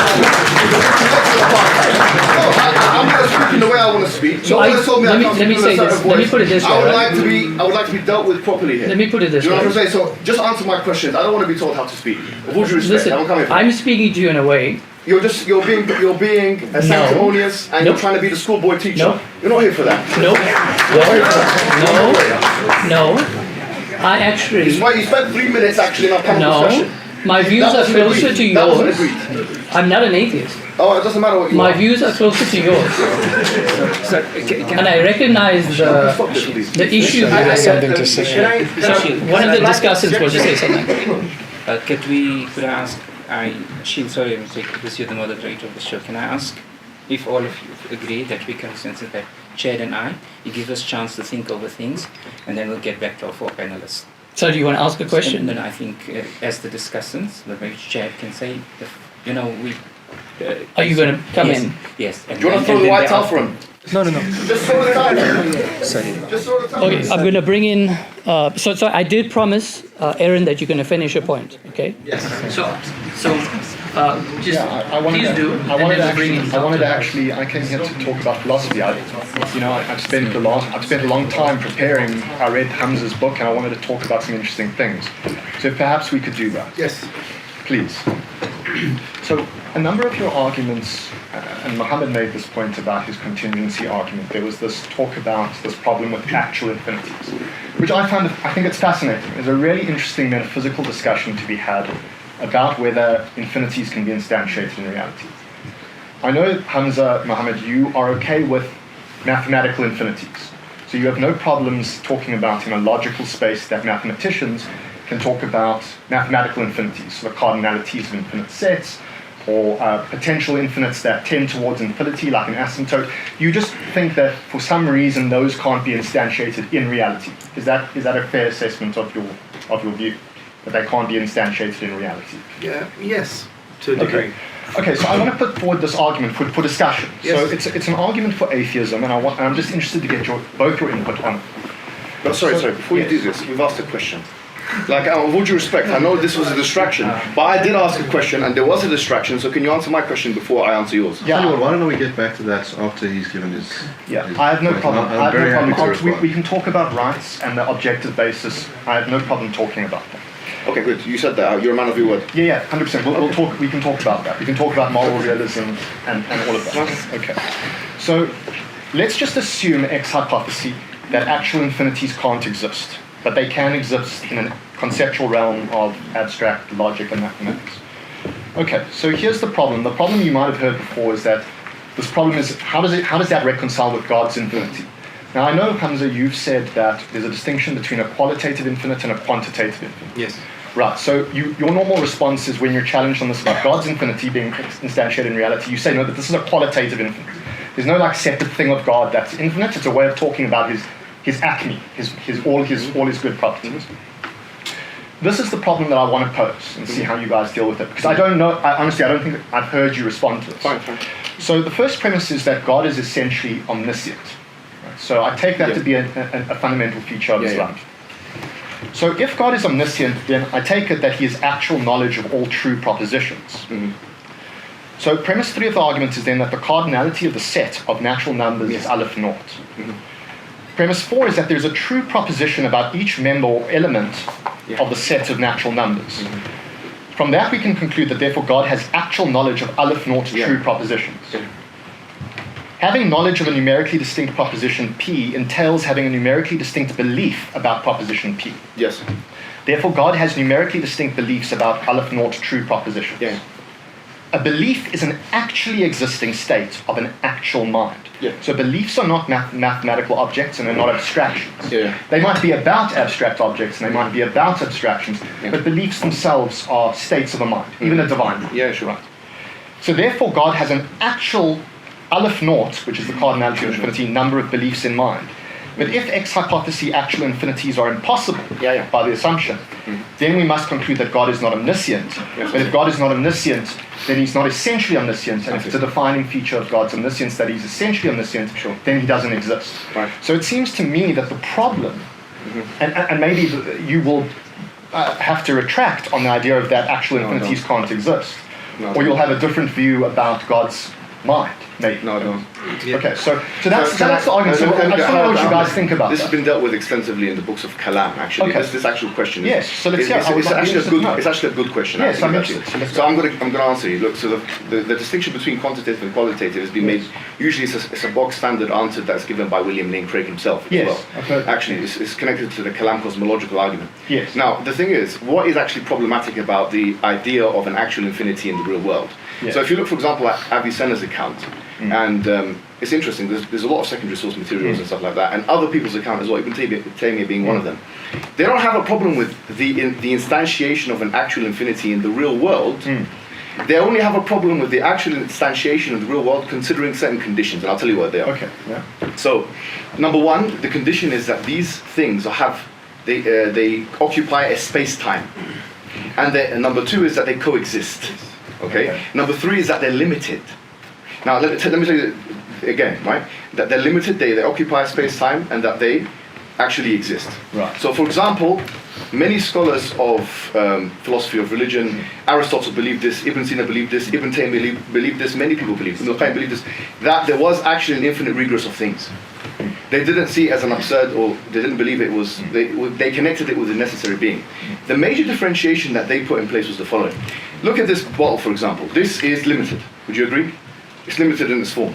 In certain properties. Yes, different sure. physical properties. Sure. Yes, So- it's got a particular arrangement of matter. So what they would say is that this bottle, which is contingent and limited and dependent, having an infinite amount of these bottles at the same time, okay, that is what would be impossible. Why would that be impossible? Because number one, they're limited. Number two, they're contingent. And number three, that they would have to coexist at the same time. So with these conditions in mind, you see, they would discount the idea of an actual infinity. They would say an actual infinity in these contexts wouldn't work. With God now, Yes. he's not limited. So this is already a difference. He's not contingent. So you see, God is necessary, a necessary being by definition must exist, but even the attributes of the necessary being, for example, for the omniscience, it must be necessary. Telazumi, It's essential in any right, sure, world. but where it which exists, means yeah. the idea of a quantitative infinity is not only not applicable to him, Yes. it's not applicable to him. Number two, it's something which is not applicable to anything necessary.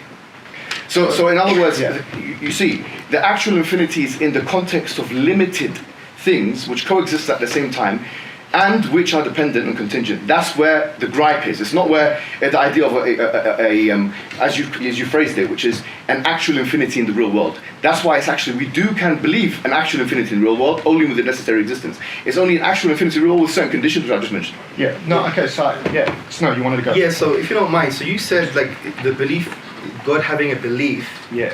would mean that it's actualized in the real world. No. What I'm What were saying. you saying? What I'm Just clarify, saying. So what I'm saying is that you believe that God is a mind, right? No, so No, we don't.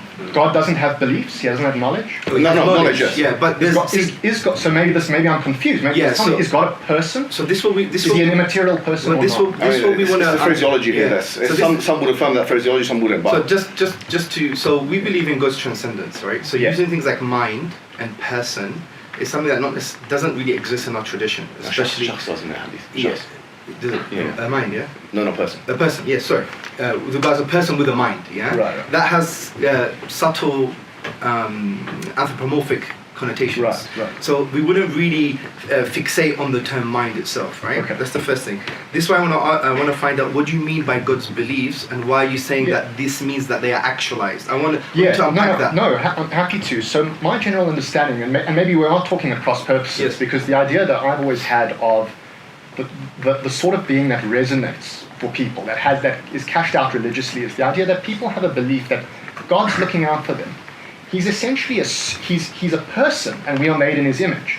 And obviously God's not a finite person. Like I take it, you guys don't He's believe transcendent. that. Yeah, he's transcendent, unlimited, unbounded, necessary, all of those sorts of things. With the word unlimited, Yeah. you have to connect it to an attribute of God, or it becomes unintelligible. Okay. So if you say unlimited in mercy, unlimited in power, unlimited in knowledge. Superlative, knowing no bound. Yes. So what I'm saying is that I've always understood that when people pray to God, he can answer prayers. Yes. God knows the amount of hairs that are on Hamza's head, on your head. Yes. Yeah, sure. Even though I can't see what's on your head. But he knows what's going on with me and Mark, and these are distinct beliefs. And normally when we think about a justified true belief, we Yeah. just go with JTB Yeah, theory, sure, right? sure. Any claim of knowledge implies belief. Right? It's very hard to make sense of what you mean by God's omniscience if we're not talking about propositional knowledge. Yeah, but my specific question is, so I can know how to address your point Yeah, clearly, yeah. because I don't want to straw man No, you, no, understand that's you. right. So when you say God having a belief, Yeah.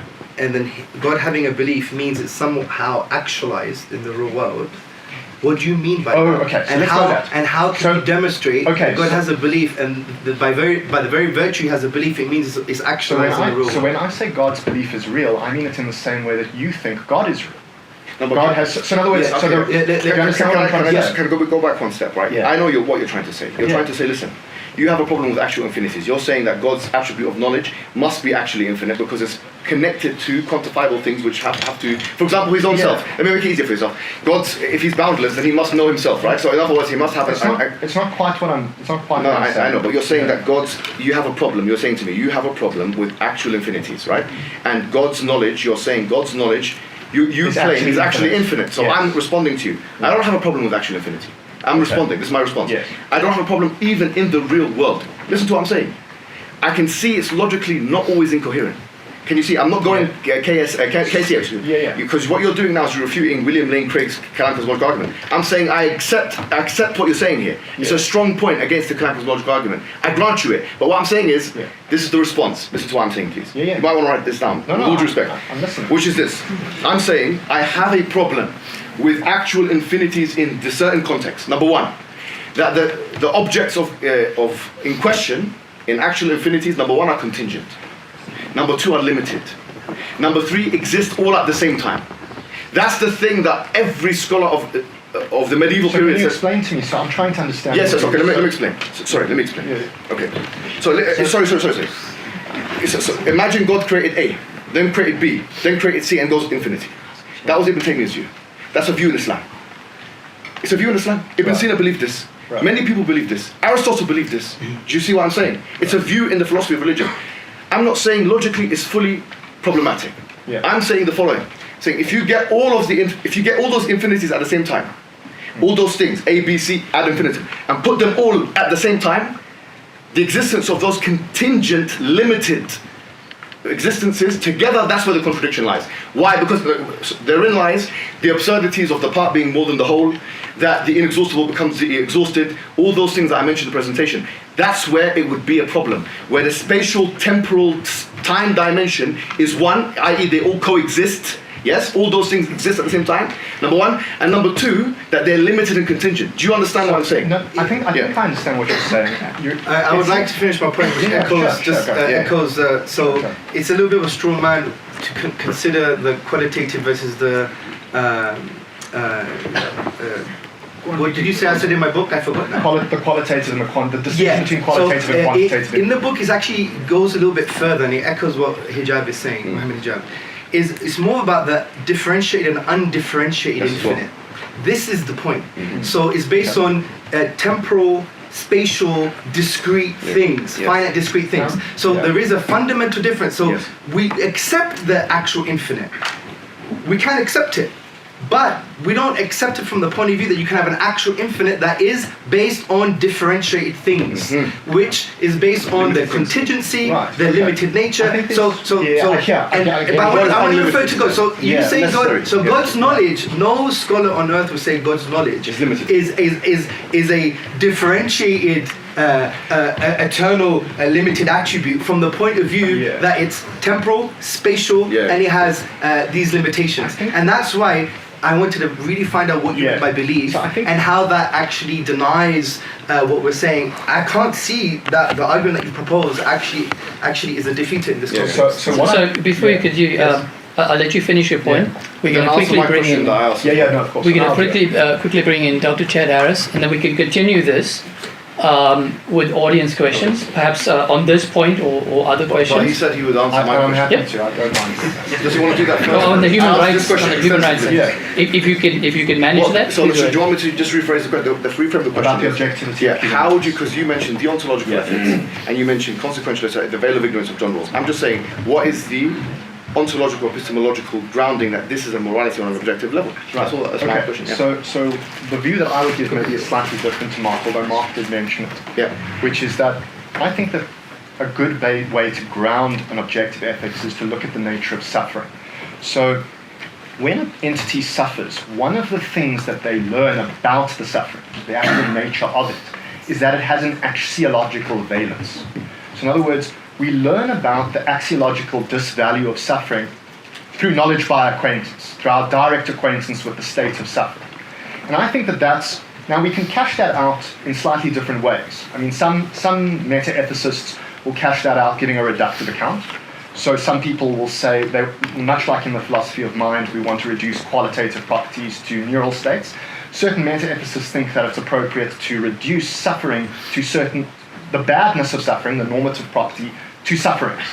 And I think that that's quite plausible. Another way of looking at it is to say that it's non-reductive. So in other words, that the normative property supervenes in a necessary way on the non-normative property of suffering. Another way is to look at it as a functionalist account. Now, all of those various accounts, they're very interesting in meta-ethics, but that's more an in-house debate amongst meta-ethicists. But once you grant that suffering is intrinsically bad, it may be instrumentally good in some cases, but once you grant that it's intrinsically bad, that generates a moral reason. Yeah, well, okay, so if you can just, I promise you I'm going to get there. So once we have a moral reason that's amenable to rational understanding, yes, we can start to think about rights. Okay. Because once we recognize that there's an axiological disvalence or a negative axiological valence to suffering, we can see that that entity has an interest, a moral interest in not suffering. Yeah, sure. And that has a rational claim to have a right. And what is a right? Yeah. A right is a claim that an entity has to protect its vital interests. And one of the vital interests that it has is the interest in not suffering. Why? Because suffering is intrinsically bad. Can I so that's a right that's generated. This is the what someone will respond to that. Will say, listen, David Hume style. This is a is-or fallacy, it's naturalistic fallacy. Because what you're saying is suffering you feel is bad, therefore it is bad from an or-is or ought perspective, don't do perspective, teleological perspective, moral perspective. The point is, I don't even grant you the premise that suffering is bad in the first place. Some suffering is good. We all go to the gym and suffer there. Okay. Listen, let me tell you something. So, all due respect, I don't even grant you the premise. We suffer all the time. As I mentioned before, I gave you a live example. Yeah. The people that were the good people in South Africa that went against the apartheid for so many years, decades, I'm sure you're one of them, you're a rights activist yourself, were suffering against the hegemonic power until they achieved their achievement. So I don't even grant the idea that suffering is bad. Listen, hold on. Okay. The point is, you saying that suffering, you feel bad, therefore it is bad, is a naturalistic fallacy. David Hume, who's an atheist himself, said you shouldn't be doing this. That's not grounding objective morality. So now ask the question again. How can you ground objective morality on suffering? So one response to that is you've conflated the intrinsic versus the non-intrinsic nature of suffering. So in axiological theory, there's two distinctions, important category distinctions that are often made. One is about the intrinsic nature of the intrinsic value of something. The other one is the non-intrinsic. What you are referring to is a non-intrinsic value of suffering. So suffering is qua suffering, qua mental state. The state of being in pain is itself bad in and of itself. It may be extrinsically good in the sense that it helps you to overcome certain things. Like, for example, I can see Hamza likes to train as well, as do I. Really? We like to train in gym, right? So the instrumental value of suffering, we can grant that, right? It's a non-intrinsic value. I understand what you're saying. What's the intrinsic value? Just one more thing. I think what you've done is conflated the psychological and the ethical. Like, for example, what you're saying is that we don't like pain. I agree with you, we don't like pain. Human beings don't like pain. Pain is bad, for the most part. I understand that, but what we're talking about here is a kind of psychological bad, not an ethical, teleological bad. I'm saying, how do you get from the psychological to the ethical? How are you making that jump? There's another question I think would help this, because I would like to ask you, because I think you've slightly skipped something very important. Go. When we say objective, or when you say objective, what do you mean? I mean, because if you ground moral values in a naturalistic paradigm, or you ground moral values in what you would say intrinsic suffering, for example, how does that make it objective? Because my understanding of objective is that irrespective of the whole world, right, if they were to say that, for example, apartheid is right, we would still know it is wrong. Because moral values are out there, so to speak. So they require an ontological grounding. You have to answer two key ontological questions of moral ontology. Okay. Number one, what is the source of this moral value? And what makes it mind independent? What you've done, actually, you've just gone round in circles. So I've got a response to that. You have it. I've got a response. But wait, one more, so you really understand what I'm trying to say, because this is philosophy, right? No, we're doing it. You said naturalism explains everything. So under what naturalistic account? If naturalism is defined as, metaphysical naturalism is defined as, number one, there is no divine. There is no non-physical, and everything can be reduced to or explained by physical phenomena in some way. What you're doing, you're enchanting physical phenomena with some kind of divine attributes on non-physical features.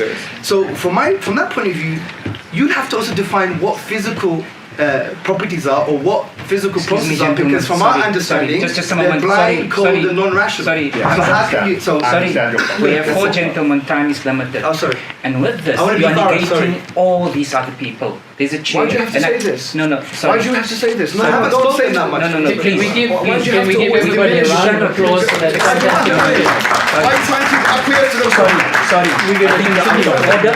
I have to override my check. I think you're out of order. If you're a Muslim and you speak about akhlaq, the No, Prophet please, spoke about please. I character. think you are out of order. You are diminishing him. No, You're I'm not diminishing diminishing anything. I'm saying you're negating all these other people who he's want not to ask negating anyone. questions He's not negating and you anyone. can have a discussion and you will answer them.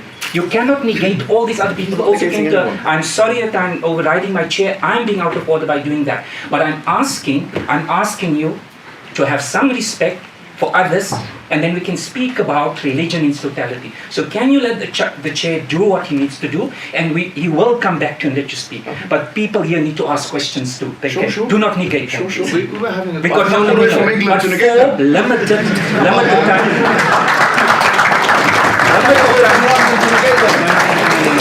We have to think of What respect disrespect? and you have limited Can I time. make a meta point? Get the chair speak. Get the chair speak, Because I haven't spoken much, and we were having a very good Can I conversation. let you Can you speak? Yes, sorry. make that point, and then I want to bring in discuss it. But I do want to thank you all for that very civil exchange. I really appreciate We it. will. We'll have dinner. Right, so directly after So the point I want to mention is because look, I want to be as authentic as possible, which means I don't have any undeclared negative intentions. And I think, I believe in sometimes of a collective consciousness and energy permeates the room. And from the beginning, prior to this conversation, we had academics saying we need academics on the panel because in an academic university, because we have to academically, and it's not your words, but it came across, we have to academically babysit the panel. And I'm being honest, those were the words. We're here because we're academic, you need some academic professionals to give you an academic input.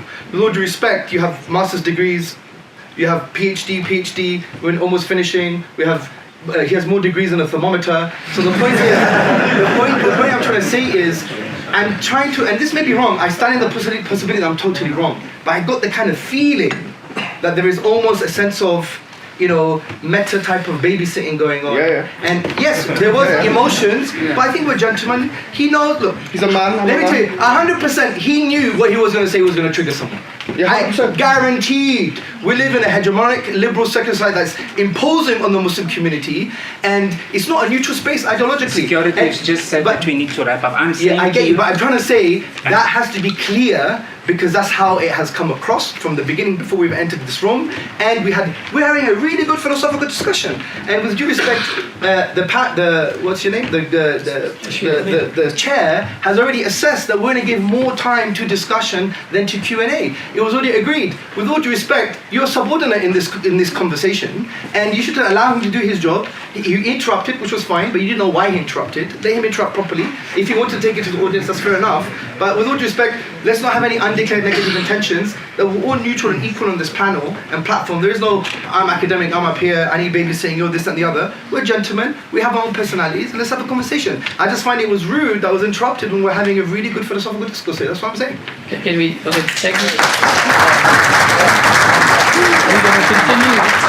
going to continue with this discussion. Dr. Harris and Dr. Mati are going to be brought in, and I appreciate Dr. Mati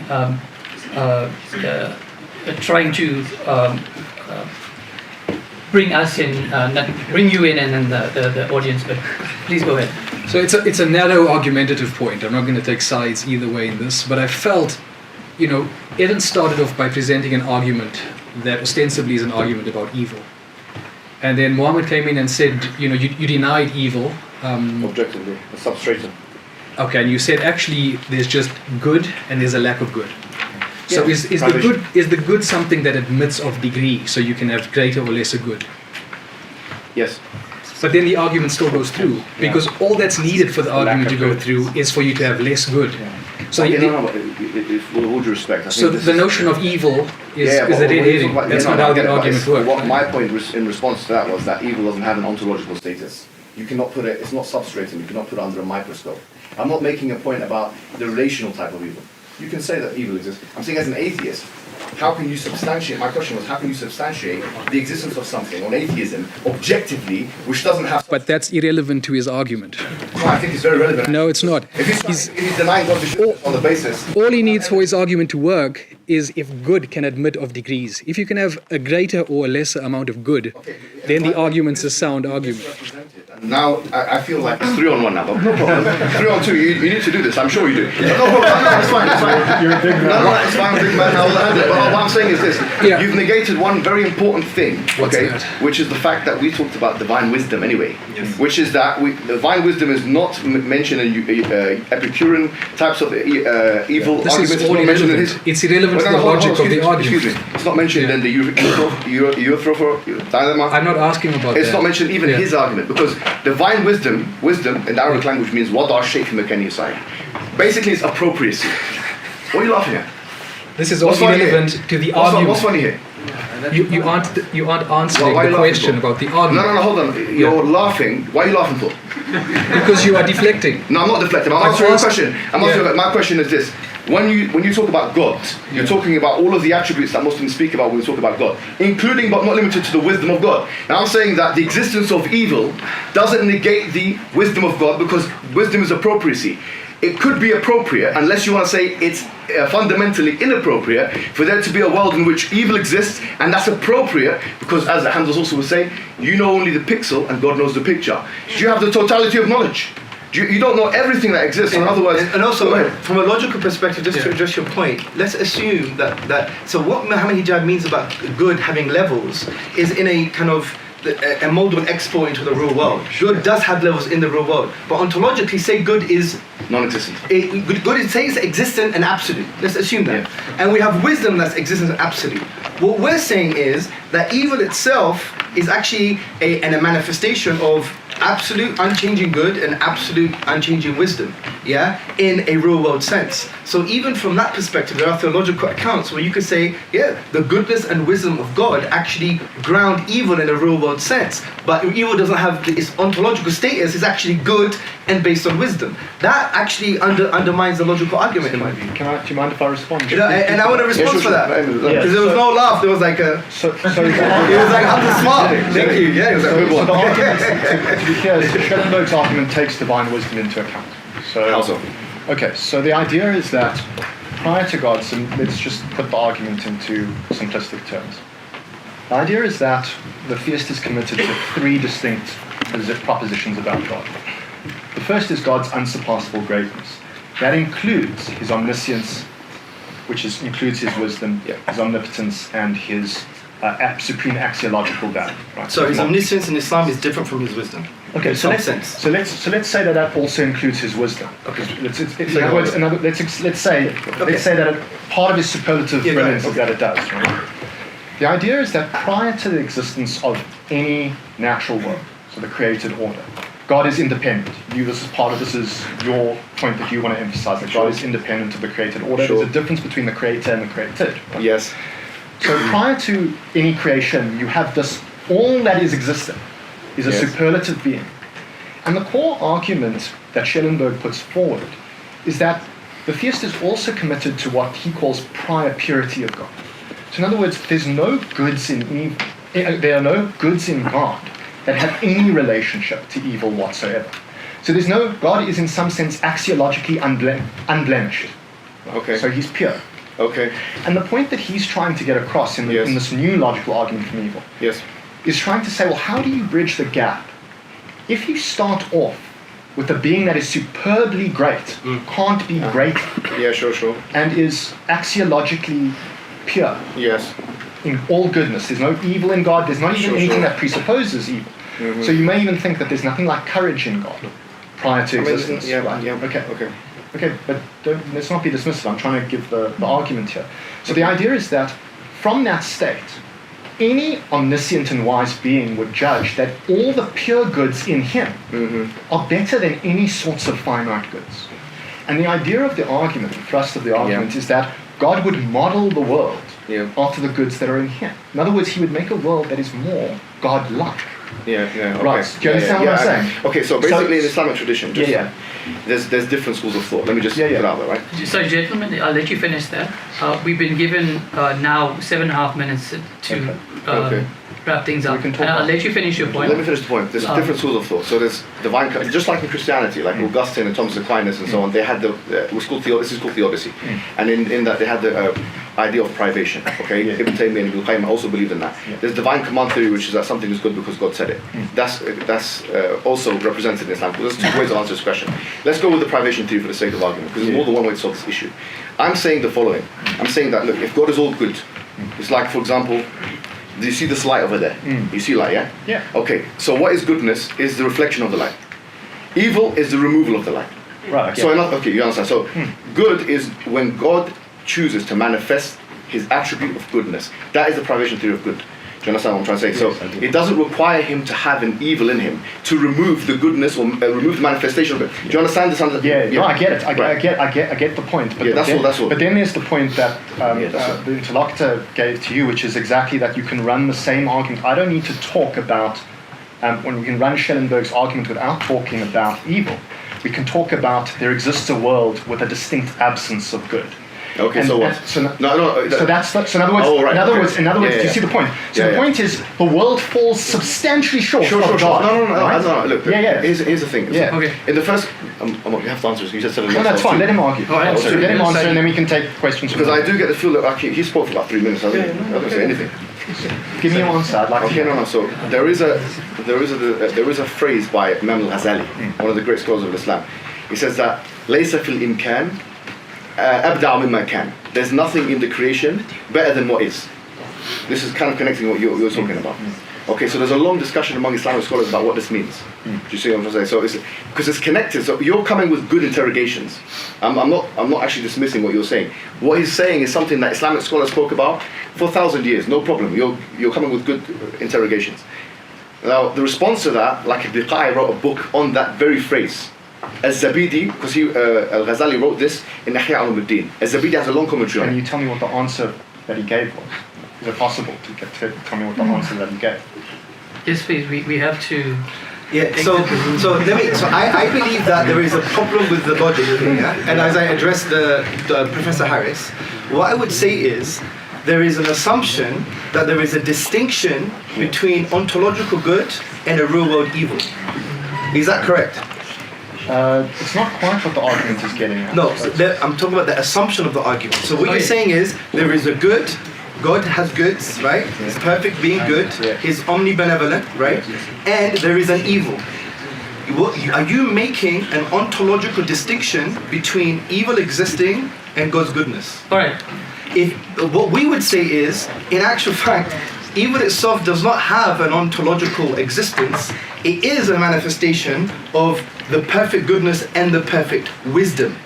So that's the theistic position of Islam. So the whole logic is actually a straw man of Islamic theism. It would only work if you conflate omniscience with God's wisdom, which there is a subtle difference, and there is an assumption in the logic that there is an ontological difference between good and evil itself has some kind of grounding or ontology. We would say that's not the Islamic theistic discourse. The Islamic theistic discourse is God is good. Excuse me, we've got 1 minute left. 1 minute. Now let me start. I was supposed to have 5 minutes. It's not going to be. Sorry, and you can call me rude. It's fine. I live with that. What I'm saying. I'm a very passionate person. I'm going to start with the gentleman outside. It strikes me how we all been talking about God, truth, morality. There are men getting cold outside. It's very cold. Workers, working class people. I didn't know that. Yeah, no, I'm telling you that. Okay, thank you. So let me see, when we speak about God, morality, where do they fit in? That man told me, we need to be out by 1 minute, so I'm not even going to finish. Okay, let's go. He said, no, really. Okay, we need to leave people, because these people needed to ask questions. But because you have 4 men who are truly interested only in themselves, with their truth, with their correctness, you could have been more humble in the Islamic tradition. How do you know that? I'm interested in myself. No, because you've been speaking all alone. So what I'm asking... No, I'm interested in the truth. I'm interested in the truth. We need to leave. It's finished.